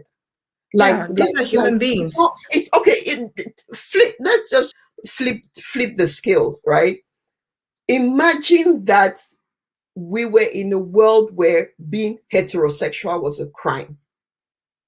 Look, Right. just like imagine being punished for liking a man. Just Or just imagine even that think, for a second, right? look at something weird, right? We are all women, right? And let's say because we're in heterosexual relationships, there's certain kind of men that we gravitate towards, right? There's Mhm. some women that would like a stalker guy that's like short because they have their mindset about, oh, this guy has this and that. There's some women who just like a taller, slimmer guy. There's some women who don't really care. So everybody has their preference. Just like you choose the man that you love, the kind of man that you choose to be with and or whatnot, you I just believe that that's like, imagine that that was the case, because this is about who they have chosen to be with. This is who their heart leaps for. And even if I don't support it, I can't condemn it because this is a choice that they have made for themselves. It just Yeah. by them being gay, it, it affect price for meat for market. It doesn't affect anybody. So It affects your lipstick, your makeup. Like it has no bearing on you as an individual. So why and is it and you? some of these people are such sweet, they're such sweet human beings. Like I don't know if it's because they are a group of Because if people like, you have been marginalized, you yeah, have a lot more empathy. And so you tend to be more understanding, I find it, open-minded. Yeah, and open-minded. open-minded. Like, you Just know what? because you are a walking crime in the eyes of the rest of the world. Imagine that. But In anyway, my office, I used the office where I used to work, my former job that I had before what I have today. The hmm, boss, the CEO, our CEO was gay, and they used to celebrate their Pride Day or something. I don't know what it's called, but I didn't know that the CEO was gay. I didn't know that. until the day of that pride ceremony. It's a whole feast, like they celebrate it like any other holiday. Yeah, no pride. There's food for everybody, drinks Mhm. and all whatnot. People are socialized during break, and there's free food. Some people say, I'm not eating today because of this or that, you know. And so this is somebody that is effective at work. He does whatever he has to do and all whatnot. And But do you now change the way you look at him because you now know that this is his sexual orientation? this is what Dr. Crazy. Celeste means. We portray homosexuality as a problem or something went wrong, and that in itself is a problem. That's what you're saying. That's right. But anyway, Right. this is heavy. So I think I'll conclude with this. Vera says the Bible says, "Thou shalt not judge," but we, including me, continue to judge. So Lord, help us all on this journey, on this life's journey. Just be with us, guide us, and yeah, help us to truly just love one another as as you have loved us.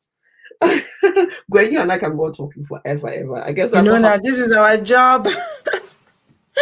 We love to talk. Before I leave you girls, with regards to homo, when did an exit become? I beg, Collie, I'm not answering that. Did you see what she wrote? When did an exit become an entry? An entrance, yes. I'm not answering that because I don't know. It would be strange for you to know that there are even women who prefer that. Thank you. I have friends who tell me openly, they tell me that is their best ever. And I'm in my mind, I'm like, what are you talking about? But like I said, relationships, in heterosexual relationships, married couples do that. Everybody's child is sleeping. There are a lot of heterosexual relationships where Mami bye-bye, I think by now they're already doing that. They're already doing that. Yes, they're doing that as part of their practices, sexual practices. So and they're heterosexual, and it's not like they're doing it with the same sex as them, but this is their choice in a real relationship. I have a friend who was like, we're chatting like girl talk, and she's like, girl, you've never done that. I'm like, no, what are you talking about? All this shit when some big shit will come in, I say if you die. And then I say you go drink some small olive oil, me help people move this thing. Then what are you talking about, mommy? So true. And she's like, girl, you are missing a whole lot. I'm like, what? What are you talking about? So for me, I'm like, oh my God, for somebody is a normal. It's an everyday thing that they do. I've had that same conversation with my girlfriends, and I'm like, my mother raised me right. There's no way I'm doing that. It's not my preference at all. Like, I can't visualize it. I can't imagine. There are people who are open-minded to try things. Doesn't mean that I'll condemn somebody who does it. I have my girlfriend who that's her preference in her marriage. Yeah. You say if you don't do that, then there's no point. Like that's what that friend of mine told me. She's like, I have my girlfriend. If a man don't do that, then that's her preference. No point. I'm like, and I'm like, okay, shit don't pass me. That kind of matamba shit we want come up before that. Now that one will come pass. No, it's just like it's an example. I'm sure that every one of us understand what I'm saying. Sometimes one day you want shit, so that shit, what you ask yourself, say, mommy, that shit for the whole war. So it's crazy. Yeah, we live in a world that's changing every single day, and even if we don't agree to certain things, there are things that we can't really change. There are things that we can't change. We have to learn to live with it. You have to learn to deal with it. Any man get a life, any man get a choice. Yeah. So that's what I believe. And Tessie says to the question I asked her, how does it affect the price of soul? How does it affect humanity? She says, them being gay affects mankind in the sense that they limit themselves from being able to have children of their own naturally.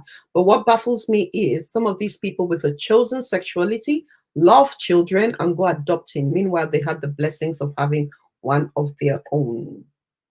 There are couples that are married that can have kids, but they just don't want to go through. Maybe the wife doesn't want to go through pregnancy just because she's read everything about pregnancy. She's not ready to go through all of that. And she chooses to, people are they choose what they want on earth. So it's not because they can't have kids. Some couples decide not to go through that just because they feel that it's a whole other ball game. They don't want to deal with pregnancy, hormones, and all of that, and childbirth. They'll just rather give that love to a child who is already here, who needs the love and care, but who doesn't have the parents. I was going to say, on the flip side of that, Tessie, there's so many people who are blessed to have children, but they are throwing them. They're having them and throwing them in the streets. So somebody's got to love them. If it's a homosexual couple, why not? But I guess to each their own. I think for me, I'm calling for empathy. I'm calling for empathy and us to find a way to separate the act from the individual. I think that if we could separate the act from the individual, we would help our brothers and sisters, especially in Cameroon, who are living in the closet, but having to do things, backdoor, being exposed to HIV, to being exposed to all kinds of sexually transmitted diseases because they're doing things backdoor, being, like you said, being refused medical care because that's hurting. That was really hurting. They're allowed to die, like they let them die. Yes, exactly. They deserve the human beings. They deserve having been marginalized in my hometown, Boya, by that policeman. By a policeman, I can imagine. I have empathy towards what they go through on the daily. So I think for me, all I'm calling is your brother. And like when Kiki was last on the show, she said that there are so many people she knows in England, Cameroonians, who are married, but are bisexual, are openly bisexual. So I really want you, I think all I'm saying is open your eyes and show empathy, because you could be saying, and gay over my dead body, but the man you're sleeping with is bisexual. You could be saying lesbian. You could be a man saying lesbian over my dead body. The woman you're sleeping with is bisexual. She would be gay if she had the courage to be. You understand? And a lot of those things started in school, all those same-sex schools. Like a lot of them, like a lot of stories will tell you that that's where it started. Some of them is relationships. They'll tell you, oh, my cousin did this to me, and ever since. It's what I'm saying. And Vera shared something here. She says, my daughter told me she will not love a man because she sadly witnessed me being abused by a man, her father. So imagine that. And children's opinions are being formed, and we are out here. Whether you like it or not, some of our children will choose that orientation because that's what they know. We don't know the conversations that they're having at school. I think you do your best at home to instill them in the values. But my mommy, you ever tell me, say, you born Peking, you're not born in hearts. Mm-hmm. You understand? You born the Peking, but you're not born in hearts. So the Peking will be who they want to be. So again, you're not with them every day. Also, you don't even know who they're around and what they're being influenced by. So it's just a whole lot that's going on. You just have to pray for your family, pray for your kids, and hope that they're going to open up to you if whatever it is that they're experiencing, they want to tell you. Because if you're that parent who has so many taboos, then your kids cannot even open up to you, and you'll find out when it's too late, Yeah, exactly. So I hope the message has gone home. I hope sorry. I hope the message gone through that we really just need to show a bit more empathy and no say and if you're a homosexual watching this, don't take it the wrong way. But what you call a sick way catch cocoa will catch coffee. Yeah, so that means it the more the world becomes globalized, the more we have new phones that are coming out, new gadgets, improve mechanisms for this and that. We have cars now that just use electricity. Listen, the world is changing and there's nothing that we can do to stop it. So we better brace ourselves and accept the changes that are coming.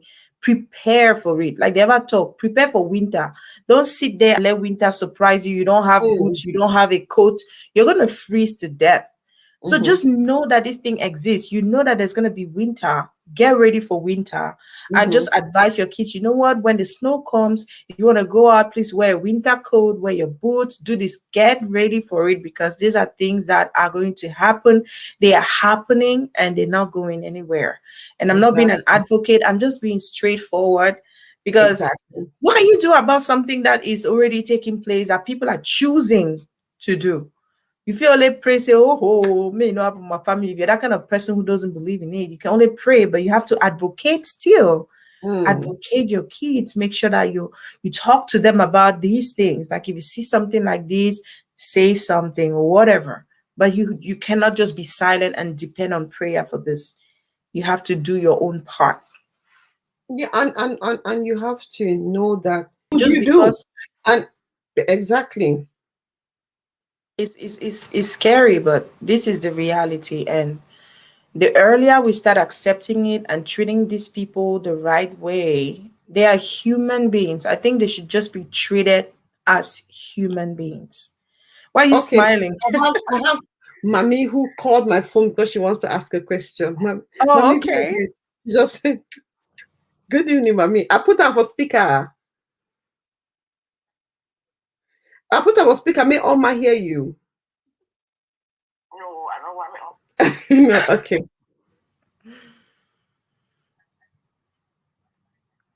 Okay, Mommy.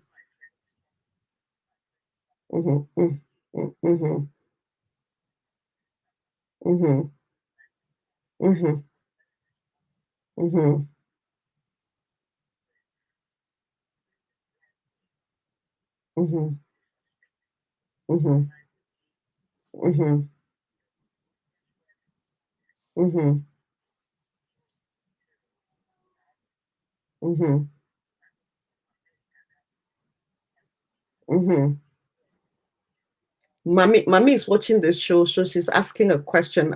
I'll repeat it to you guys. So please don't hang up.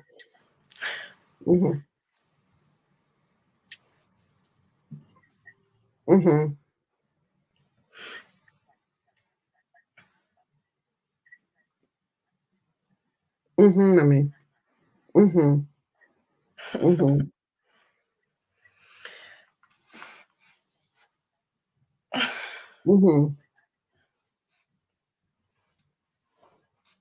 Okay, Mommy.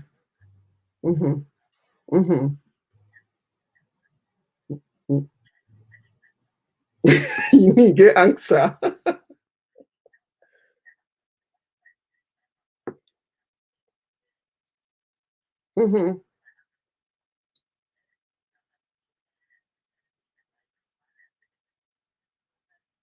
So, Mommy, wait to be your advice, or you want to ask me question? Wait, Fiki. Okay.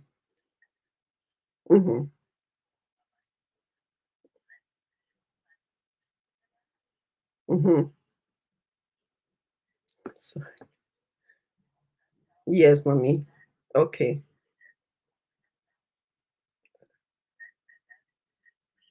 Okay, Mommy, ma ask or man.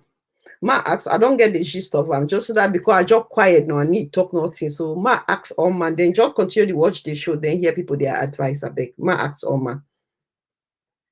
Thank you. Wow, Gwen, I'm glad we talked about this because this is one of my mummies. It's not my mother. This is one of my mummies. By the way, shout out to all my mummies who always watch this show. My mother, a lot of my mother's friends watch this show, and I appreciate. God bless them. For the support. They always watch my show, so plenty, mommy. I really appreciate your support. But okay, mommy, the talk say he don't follow the show, so he get this question. He gets a small, so he picking a friend for year, and I've been in short, he don't just validate with you. I don't try for talk. He get a friend in Peking. Why am I speaking pidgin? Okay, so she has her friend's son who is here. We know he's very well established in the UK, and but they all think he's gay. And because he now suspects that they suspect that he is gay, he has isolated himself from the rest of the family. And it bothers her. And the rest of the family members are asking, every time they're asking, because he used to be close to her, but his family back home keeps asking that what's happening with their son. He's not talking to anybody, but she has no answer. So her question to us is, how, because mommy is old school, okay? Mommy is in her 70s, so mommy is old school. But what can she do to bring him closer? So even if he's gay, what does she do? How does she bring him closer? What does she say? What does she tell his parents? How does she tell this kind of thing to his family? What do you guys advise? Oh yeah, young people, let's go. Start with Gwen. Oh, what I would say is that they should give him a call, and somebody that's close to him in the family, as she said, she's close to him, and that they were able to talk. Should just call him and let him know that, you know, we love you and we miss you around us. We've really not been okay since you've not been coming around, and we would really like to see you again. You know, just come back home and let's talk. Whatever it is that you're going through, just come home with your family and we'll never turn our backs on you, no matter what. So it's better for him to come home and be with the family, knowing the truth of what's going on with him, than to sit there and then something terrible happens to him, you know. So we always say that it's better for you to know the truth than be in obscurity about something. So I just think that they should call him, somebody that's close to him, and just let him know that they miss him, they love him, and they would like to see him again. You know, invite him home to dinner and just like, hey, we miss you so much. We just want to see you, and just, you know, just spend some time with you. I think that that's really the first step to do, is just to remind him that he matters to them and that they love him regardless. So I think that there's always a first step. I'd rather have my brother or sister with me, knowing what's going on in their lives. No, they're facing a lot of challenges, because everybody rejecting them is not going to help them. And him being away, what if something terrible happens and they only hear that, you know, something worse has happened? Wouldn't they be happier knowing that at least he's here with them and they know what's going on with him? You know, that's just what I think. So that's my opinion. Vera is saying shows like this need to be interactive. Vera, do you want me to, does anybody want to come and join us? I can send you the link and we talk about it. What advice would you give to mommy? Because especially for those who are saying that they don't accept it. And now this young man, a Cameroonian, I'm not going to call his school, but Anglophone, you know, has alienated himself from his family because he suspects that they know his sexual orientation. What, so what you are we supposed to Tessie, what's your question? Are we supposed to throw him away because of his orientation? Is that what they you're should saying? talk? They should have an honest conversation with him because he's gay? Tessie. Because this is a real life, mommy is watching, this is a real life situation. And she's calling because this is something that's actually happening. Yes. In her family. So these are things that are happening every single day. Some people wouldn't say it and they would just disappear forever. Wouldn't you rather know than not even see your child again? Like, I don't know. I'm gonna be heartbroken if my brother would distance himself. If my mother is watching, mommy, my own mommy, if you're watching this, let me hear, what would you say? Yes, you can join by phone call. Of course, you can join by phone. Or you don't want to join by video, you would have to call my phone and then I'll put it on speaker. So call my phone, Vera, and then I'll put it on speaker. Tessie says, I think they need to find a way to bring him home and then face it with him without necessarily making him feel he is evil. And exactly. That's what I was saying. Yeah. That's what Dr. Atancho said, you know, that we treat them as if by their sexuality is a problem. And that in itself is the problem. And that's why I wouldn't want to lose my brother because he's let him come home. This is your brother you've known for life, and you don't know what could have gotten him to that, but he has made his choice. No matter how you want to pray, if you like, bring all the priests, them, all the prophet, they will pray for you. Most of that priest and that prophet themselves, you don't know about their lives. You don't know what they do, because a lot of people preach what they say, but they don't do what they say. You know, they just preach things, but they don't practice it. You know, because of the same umbrella of fear, like, oh my gosh, I don't want blame on me. I don't want fingers pointing on me and stuff like that. So these are reality. I'm putting the link in the comments. If you want to join, just click on it. Tessie again says it's a case of understanding what pushed him to eat and then explore ways of making him see things differently. Santima Moko. Tessie, so we need to what? I laugh because it did like some person one tell me say, anyway, I don't know. If people are talking about you and you just imagine that you enter a room somewhere and a place, you just walk in and then people are talking about you. Wouldn't you feel it that people are talking about you? You can tell because you see all eyes looking at you. People are fidgeting like, and then they turn and look at you. You go no say na your name on top table that day. Like you can tell. I say, we actually really believe say if person are homosexual a mistake. So basically a lot of us believe that it's actually something, it's like a sickness that can be cured. People think it's just evil, that you need deliverance, you need this, you need that, you know, like you're saying, like they'll just be like, oh my gosh, you know. So probably the guy didn't feel the same anymore around his family, because every time when he walks in, they'll either stop talking or they'll be looking at him in a way like you know, or they'll be talking about topics that hurt him.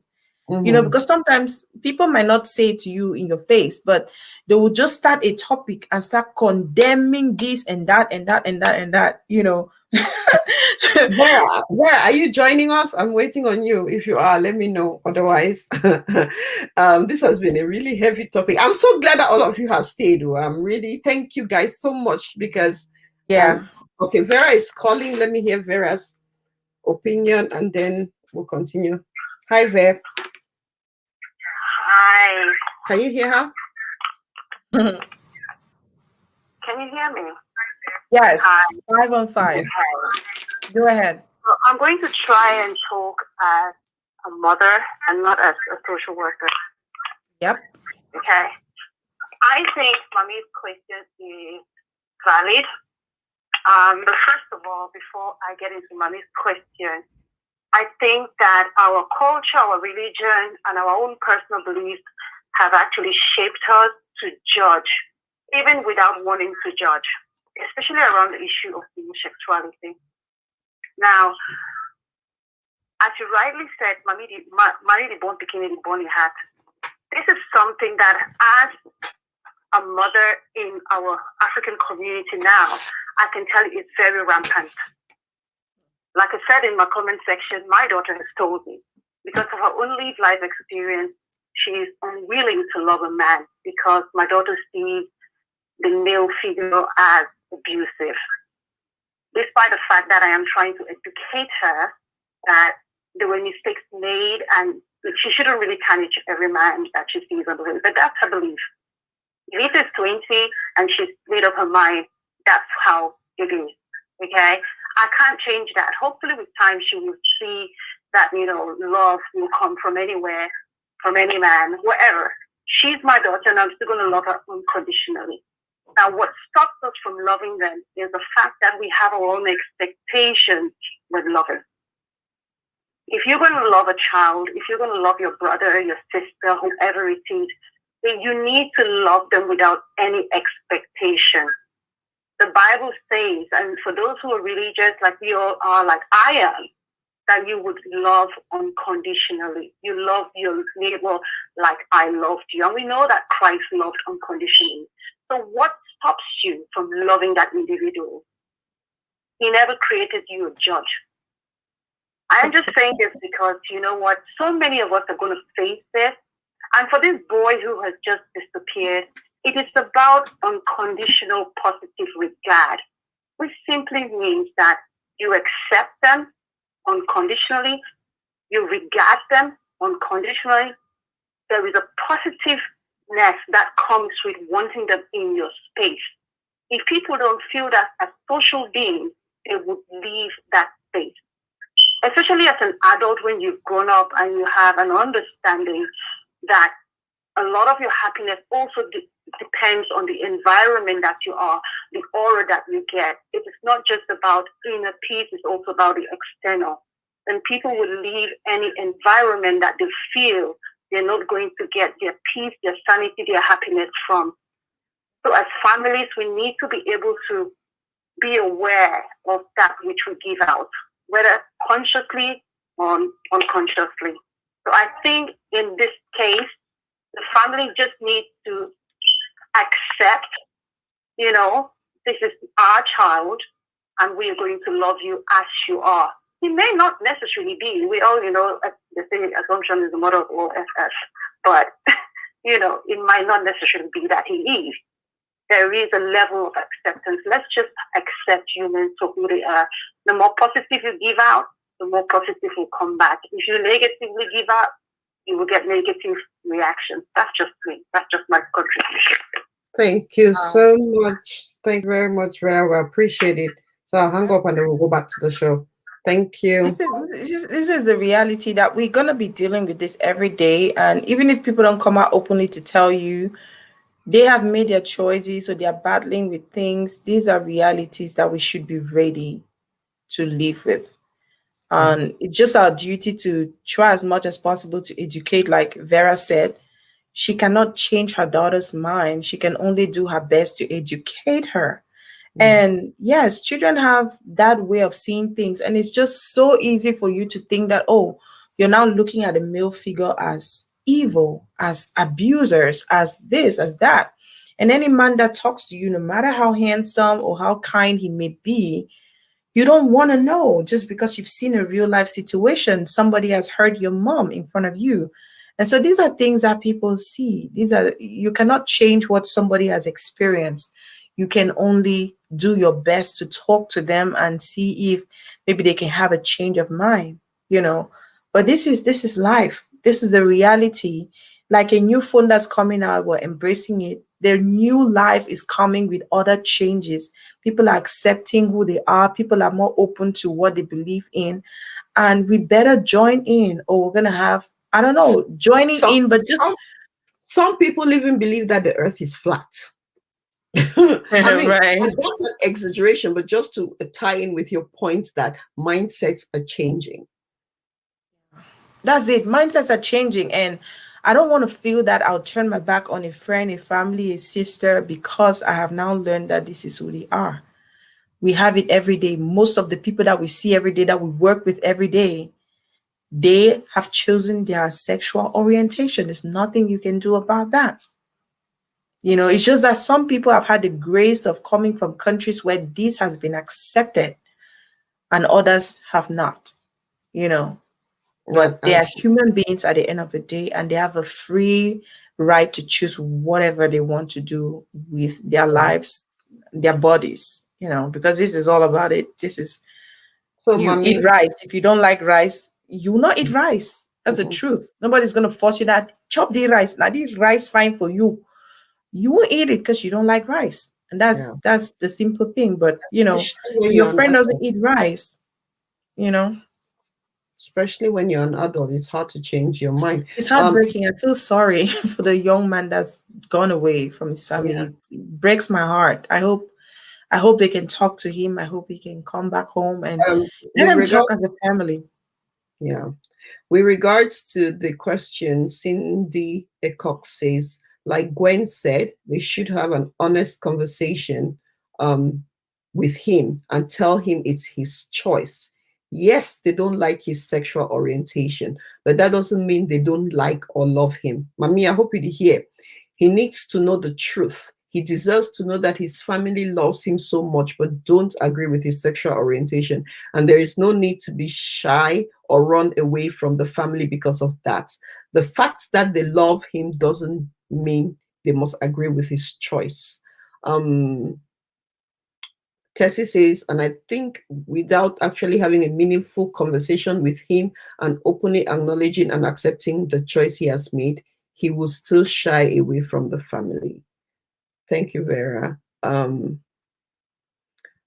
Kerry says he may also be developing some mental stuff, depression, huge stress. His family must keep following up and get to the bottom of the matter. His dad, his mom, siblings, it's time for teamwork. Let's continue to educate and grow. Indeed, Vera. And the difficulty I have at times is when they force people to be like them. choices are individual, not collective, and that's a story for another day. And That's a that's story for another day. yeah, because that's why I was talking about that coercive in Cameroon, weaponizing it, coercive, forcing you that if you want to join a certain fraternity, you must go through these initiation routes. Yeah, that's the one I don't like. But honestly, I mean, like I said, we can talk forever and ever. Oh wait, my mom wants to add her voice. Mommy, mommy, yes, you want? No, but you have to take the baby away. It's too loud.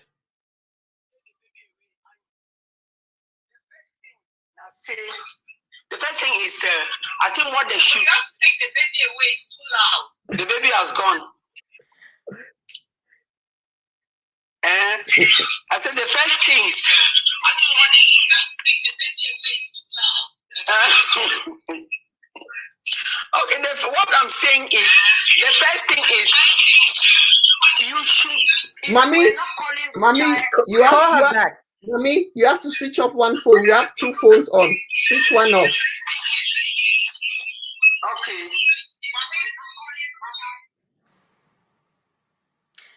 Yeah, she's probably watching on one phone and then using the other one to call you. At least, okay, go on now. She's gone now. Okay, yeah, she's probably doing that. Wow. I know a parent who actually kicked their daughter out when she came out to them. She was still a kid, but she wasn't accepted by her family because of that. Very sad. Oh God. And it's gonna hurt me, but I cannot kick my child out. You know, I birthed that child, carried that child for 9 months. See, it's hard, it's hurtful, but I would never kick my child or my family out. The birthing process. The birthing process. You can only pray for them. So what I was saying is, the first thing is, you should first start by calling the child regularly on phone. And then after that, after calling the child for some time, now you can start now preparing some meals that you know that it will be impossible for him to prepare, and call him over to come and eat. And then don't introduce anything when he comes. Let him be coming and coming and coming until you can start from somewhere and tell him, we love you, we want to, we like you in all aspects. And then there's a way you tell him, if this is what you have decided, as people are saying. But for me, I will never accept that. But you can tell him, if that's the life you want to live, we are all for you. We still love you so much and we want you to be here. But if it is my child, that will be the end of the story. That's it. I will never have anything to do with the child. But in this case of this particular one, that's what you should do. Tell the child you still love the child. The child should come home. Everybody wants to see him and stuff. So that will help a lot. And yeah, I think that's what I have to say. I mean, thank you very, very much for your contribution. Welcome. Yeah.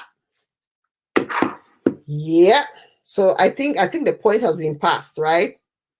Yes, I think the points are honestly, guys, I just really want it's hard.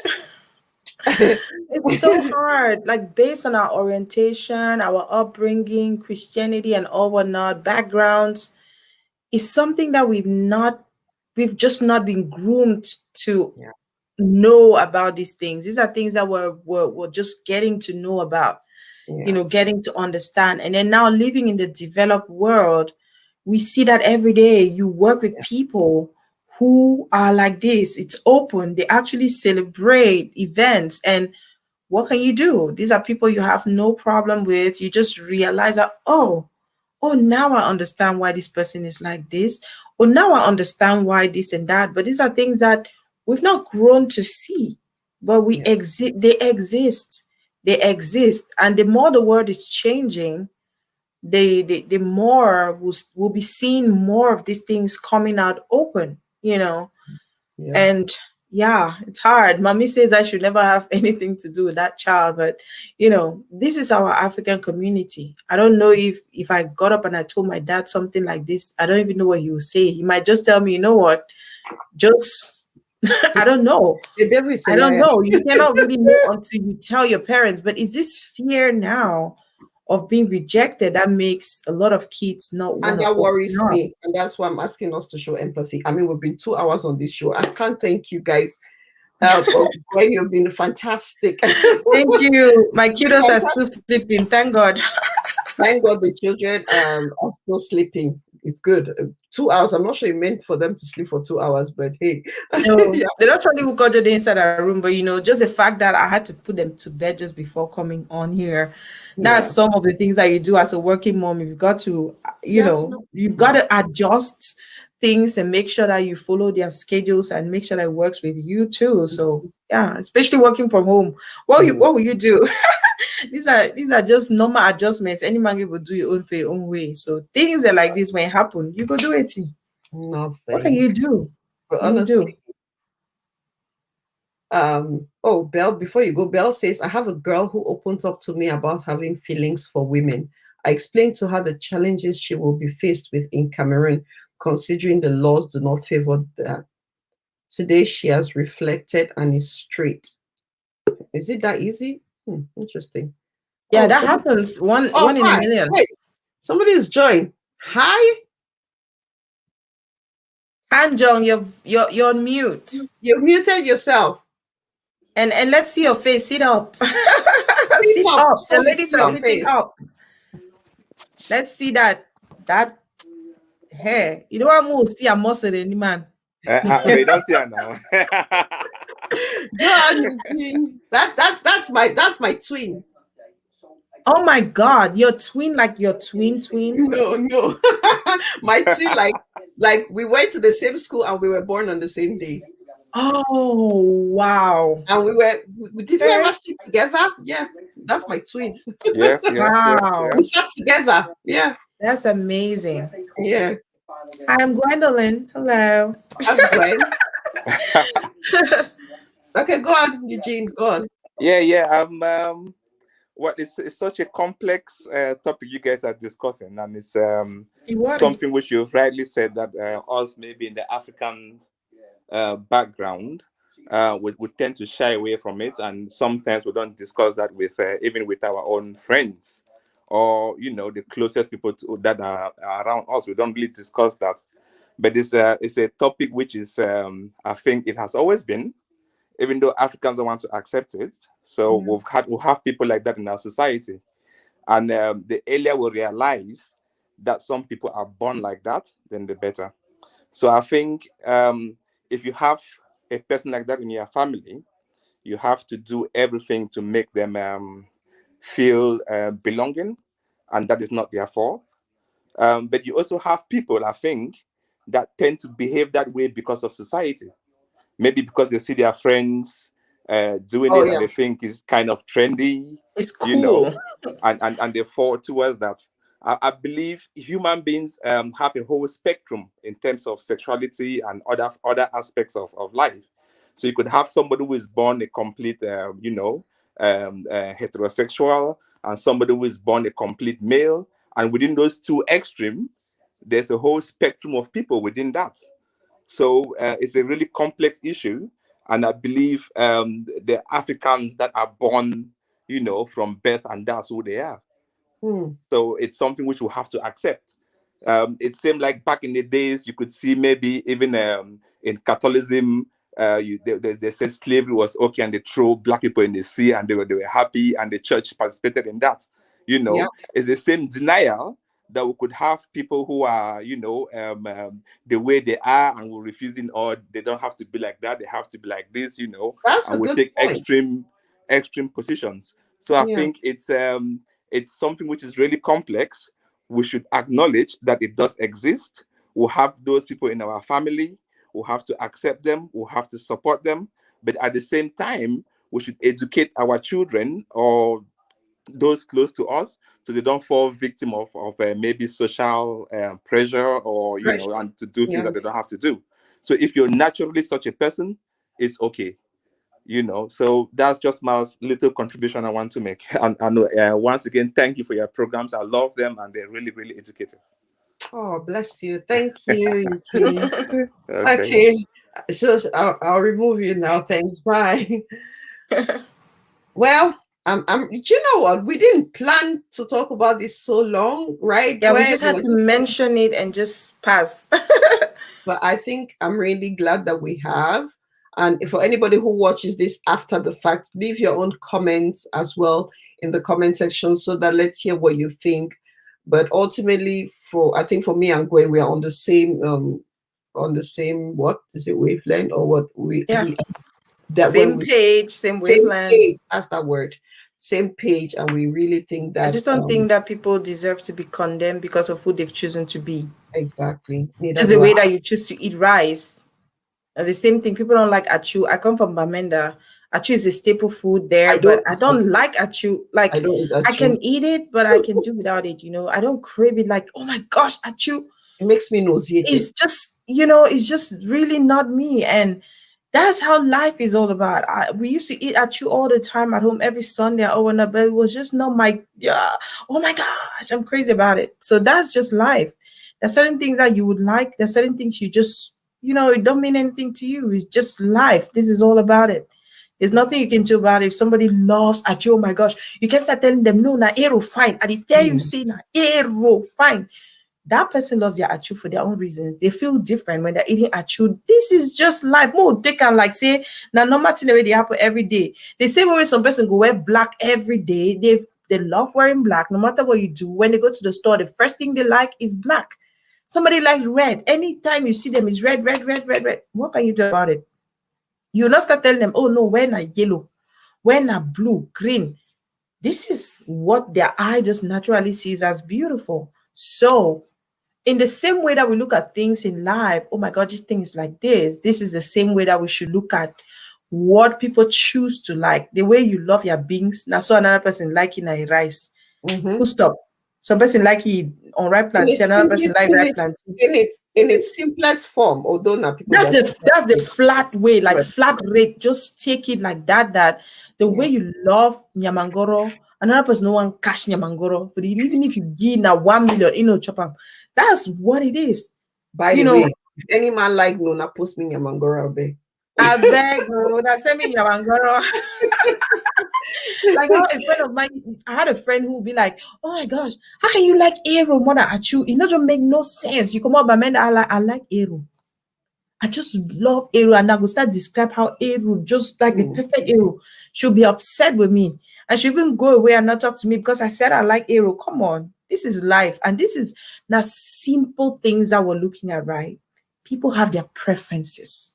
They have things that make their heart tick. The way you choose your man, the way you choose your food, the way you choose your clothes. People have their preference. Your hairstyle.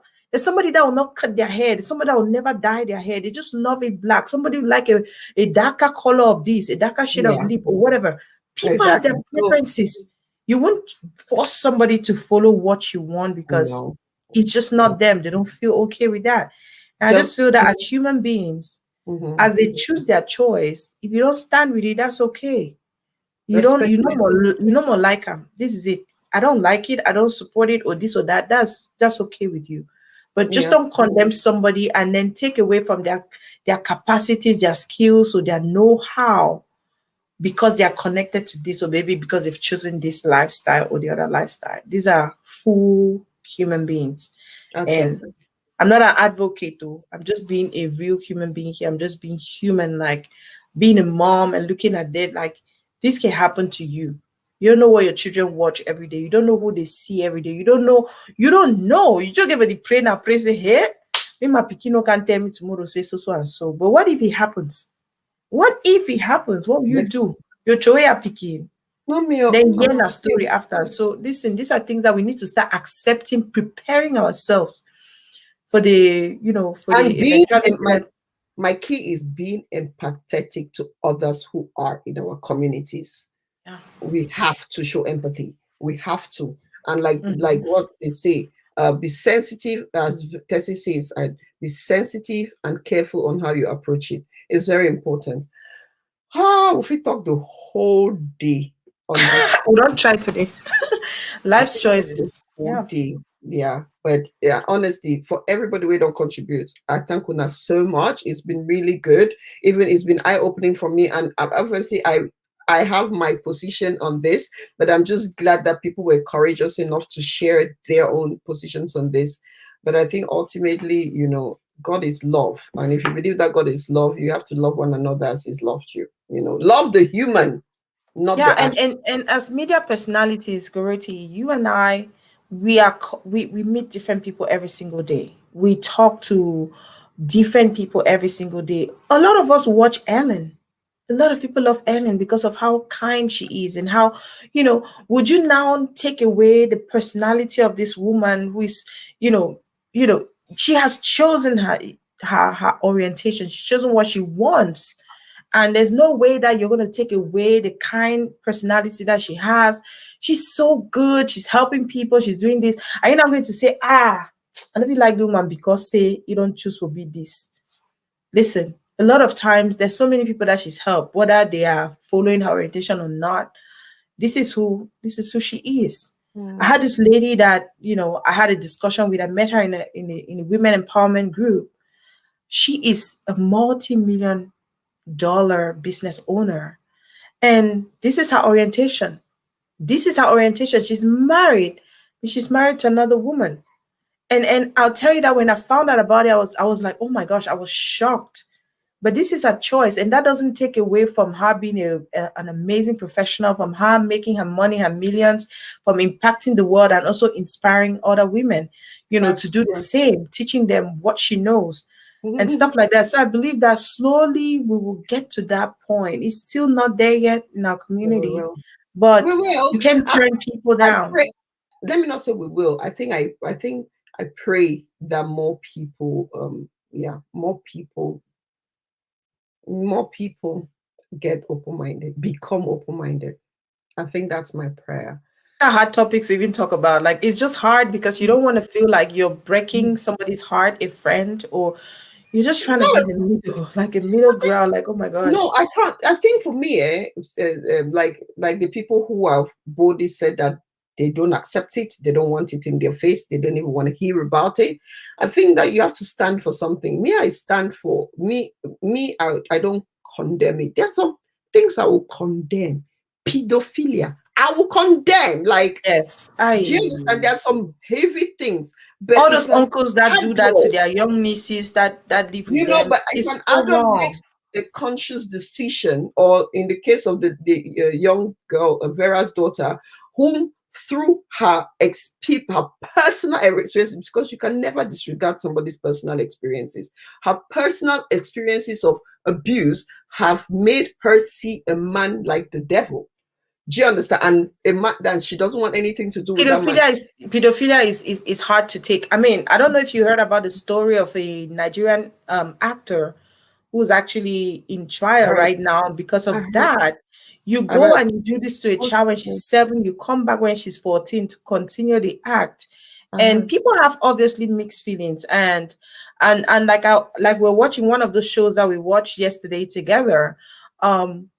A lot of those people who condemn that, oh my God, you shouldn't have done this to him. They should have settled it at home, family. If you look well, if you really search them well, you see that they have done things like that, or maybe they do things like that on a daily, right?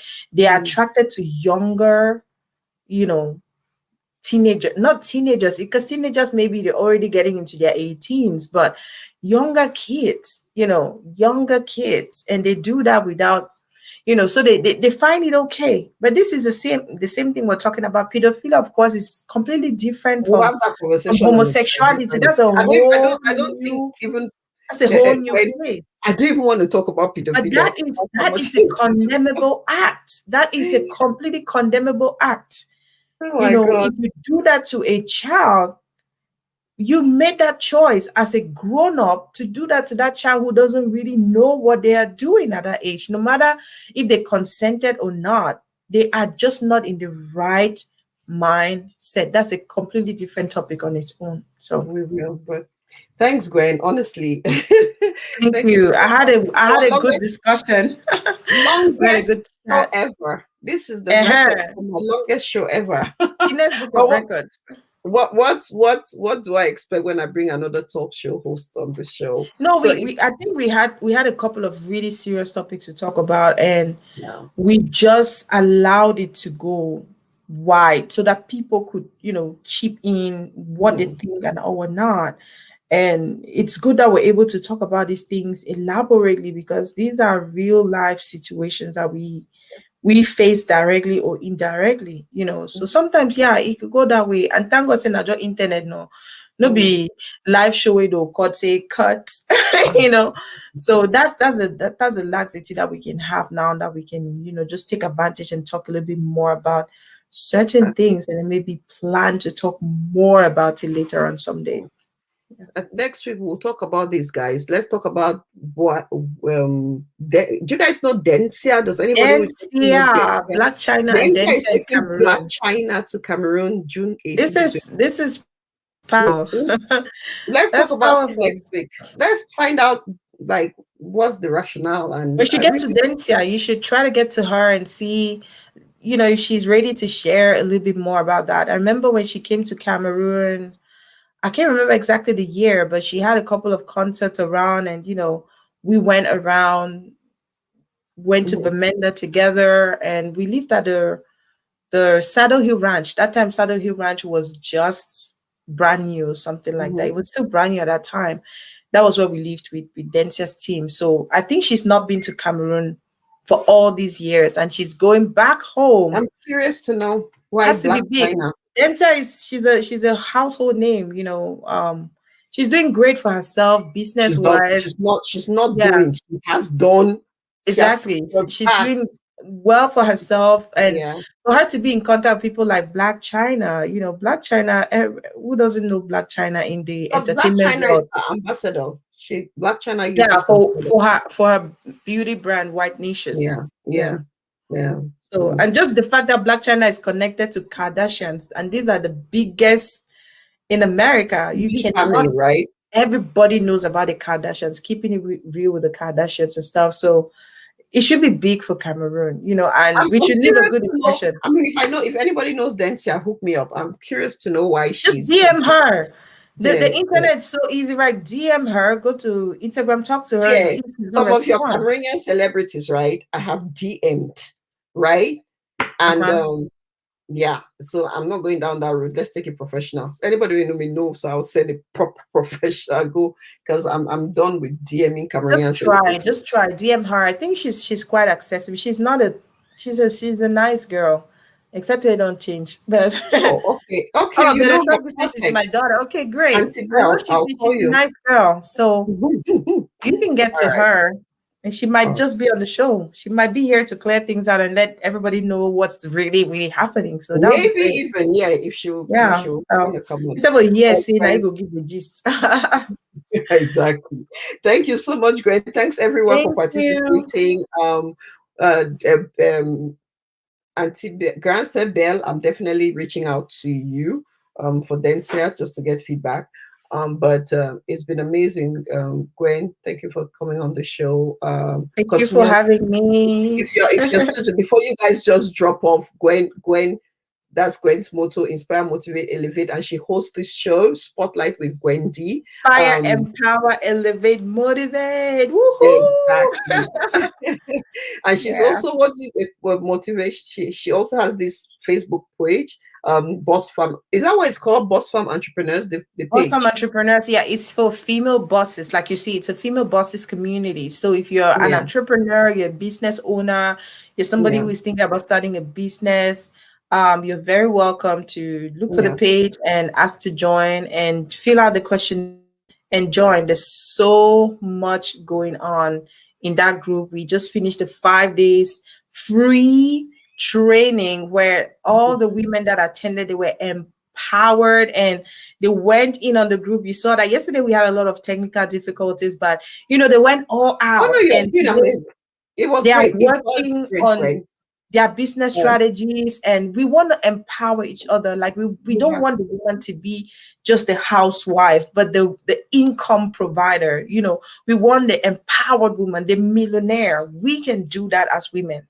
We'll not be backbencher anymore. We are, you know, actually, you know. So yes, every woman out there who has a business, if you're an entrepreneur, you just want to just be in a community of like-minded women who want to do better for themselves and, you know, just make more money doing what they love to do. Then hey, you're very welcome. I would love to have you. For you. There's a question for you, Gwen. As a TV personality, how do you stay grounded? I would say that the God factor in my life and the family upbringing that I had, it always taught me to be respectful. It always taught me to not overdo, you know, to accept situations that, you know, may or may not favor me, and just really go with the flow. To look at the price, look at what you're doing, look at what the changes that you're bringing to people's lives, and the changes I want to make. So I believe that for me, those have been the things that have really, really kept me growing. I would say growing, not going, because I keep growing every single day. And I just want to be better at what I do, better at serving, and also help other people feel better about themselves and better about what they can do and give to the world. So yes, let's go, ladies, let's go. I love energy. That's Gwen's social media handle on the banner at Gwendy Media TV. Somebody just said, was it? I'm your new subscriber. So yeah, you got to subscribe. Oh, thank you. Be part of the show. Be part of the family. It's a community. We are changing the world one step at a time, one day at a time. Gwen should be your co-host every day. Oh my God. Yeah, we should maybe think about. We should maybe have a show. I was telling you earlier, the idea I was telling you earlier, we should. That would be great. I would love to. I would love to. Yes, all right. That would be great. Thank you, guys. Thank you. I love you so much. I'm your fan. Oh, just know that. So let me just put it out there. I've always been your fan. Thank you. I follow you everywhere, and I try as much as possible to support every time I'm on. If I'm on, I'm going to be rooting. So yeah, you've got my support every day, every time. Appreciate it a lot, and the tribe and everyone who's watched for the first time. Thank you guys so much. You stayed to the end. Yeah, the real MVPs, guys. Thank you so much. Thank you. If you guys are not following this page, the Goretti Show, I don't know what you're doing, guys. Like, you know, it's not only about coming to watch, participate. I beg you, understand what I mean. We not be na the only backbencher them. I talk to our pigeon because it's so important, right?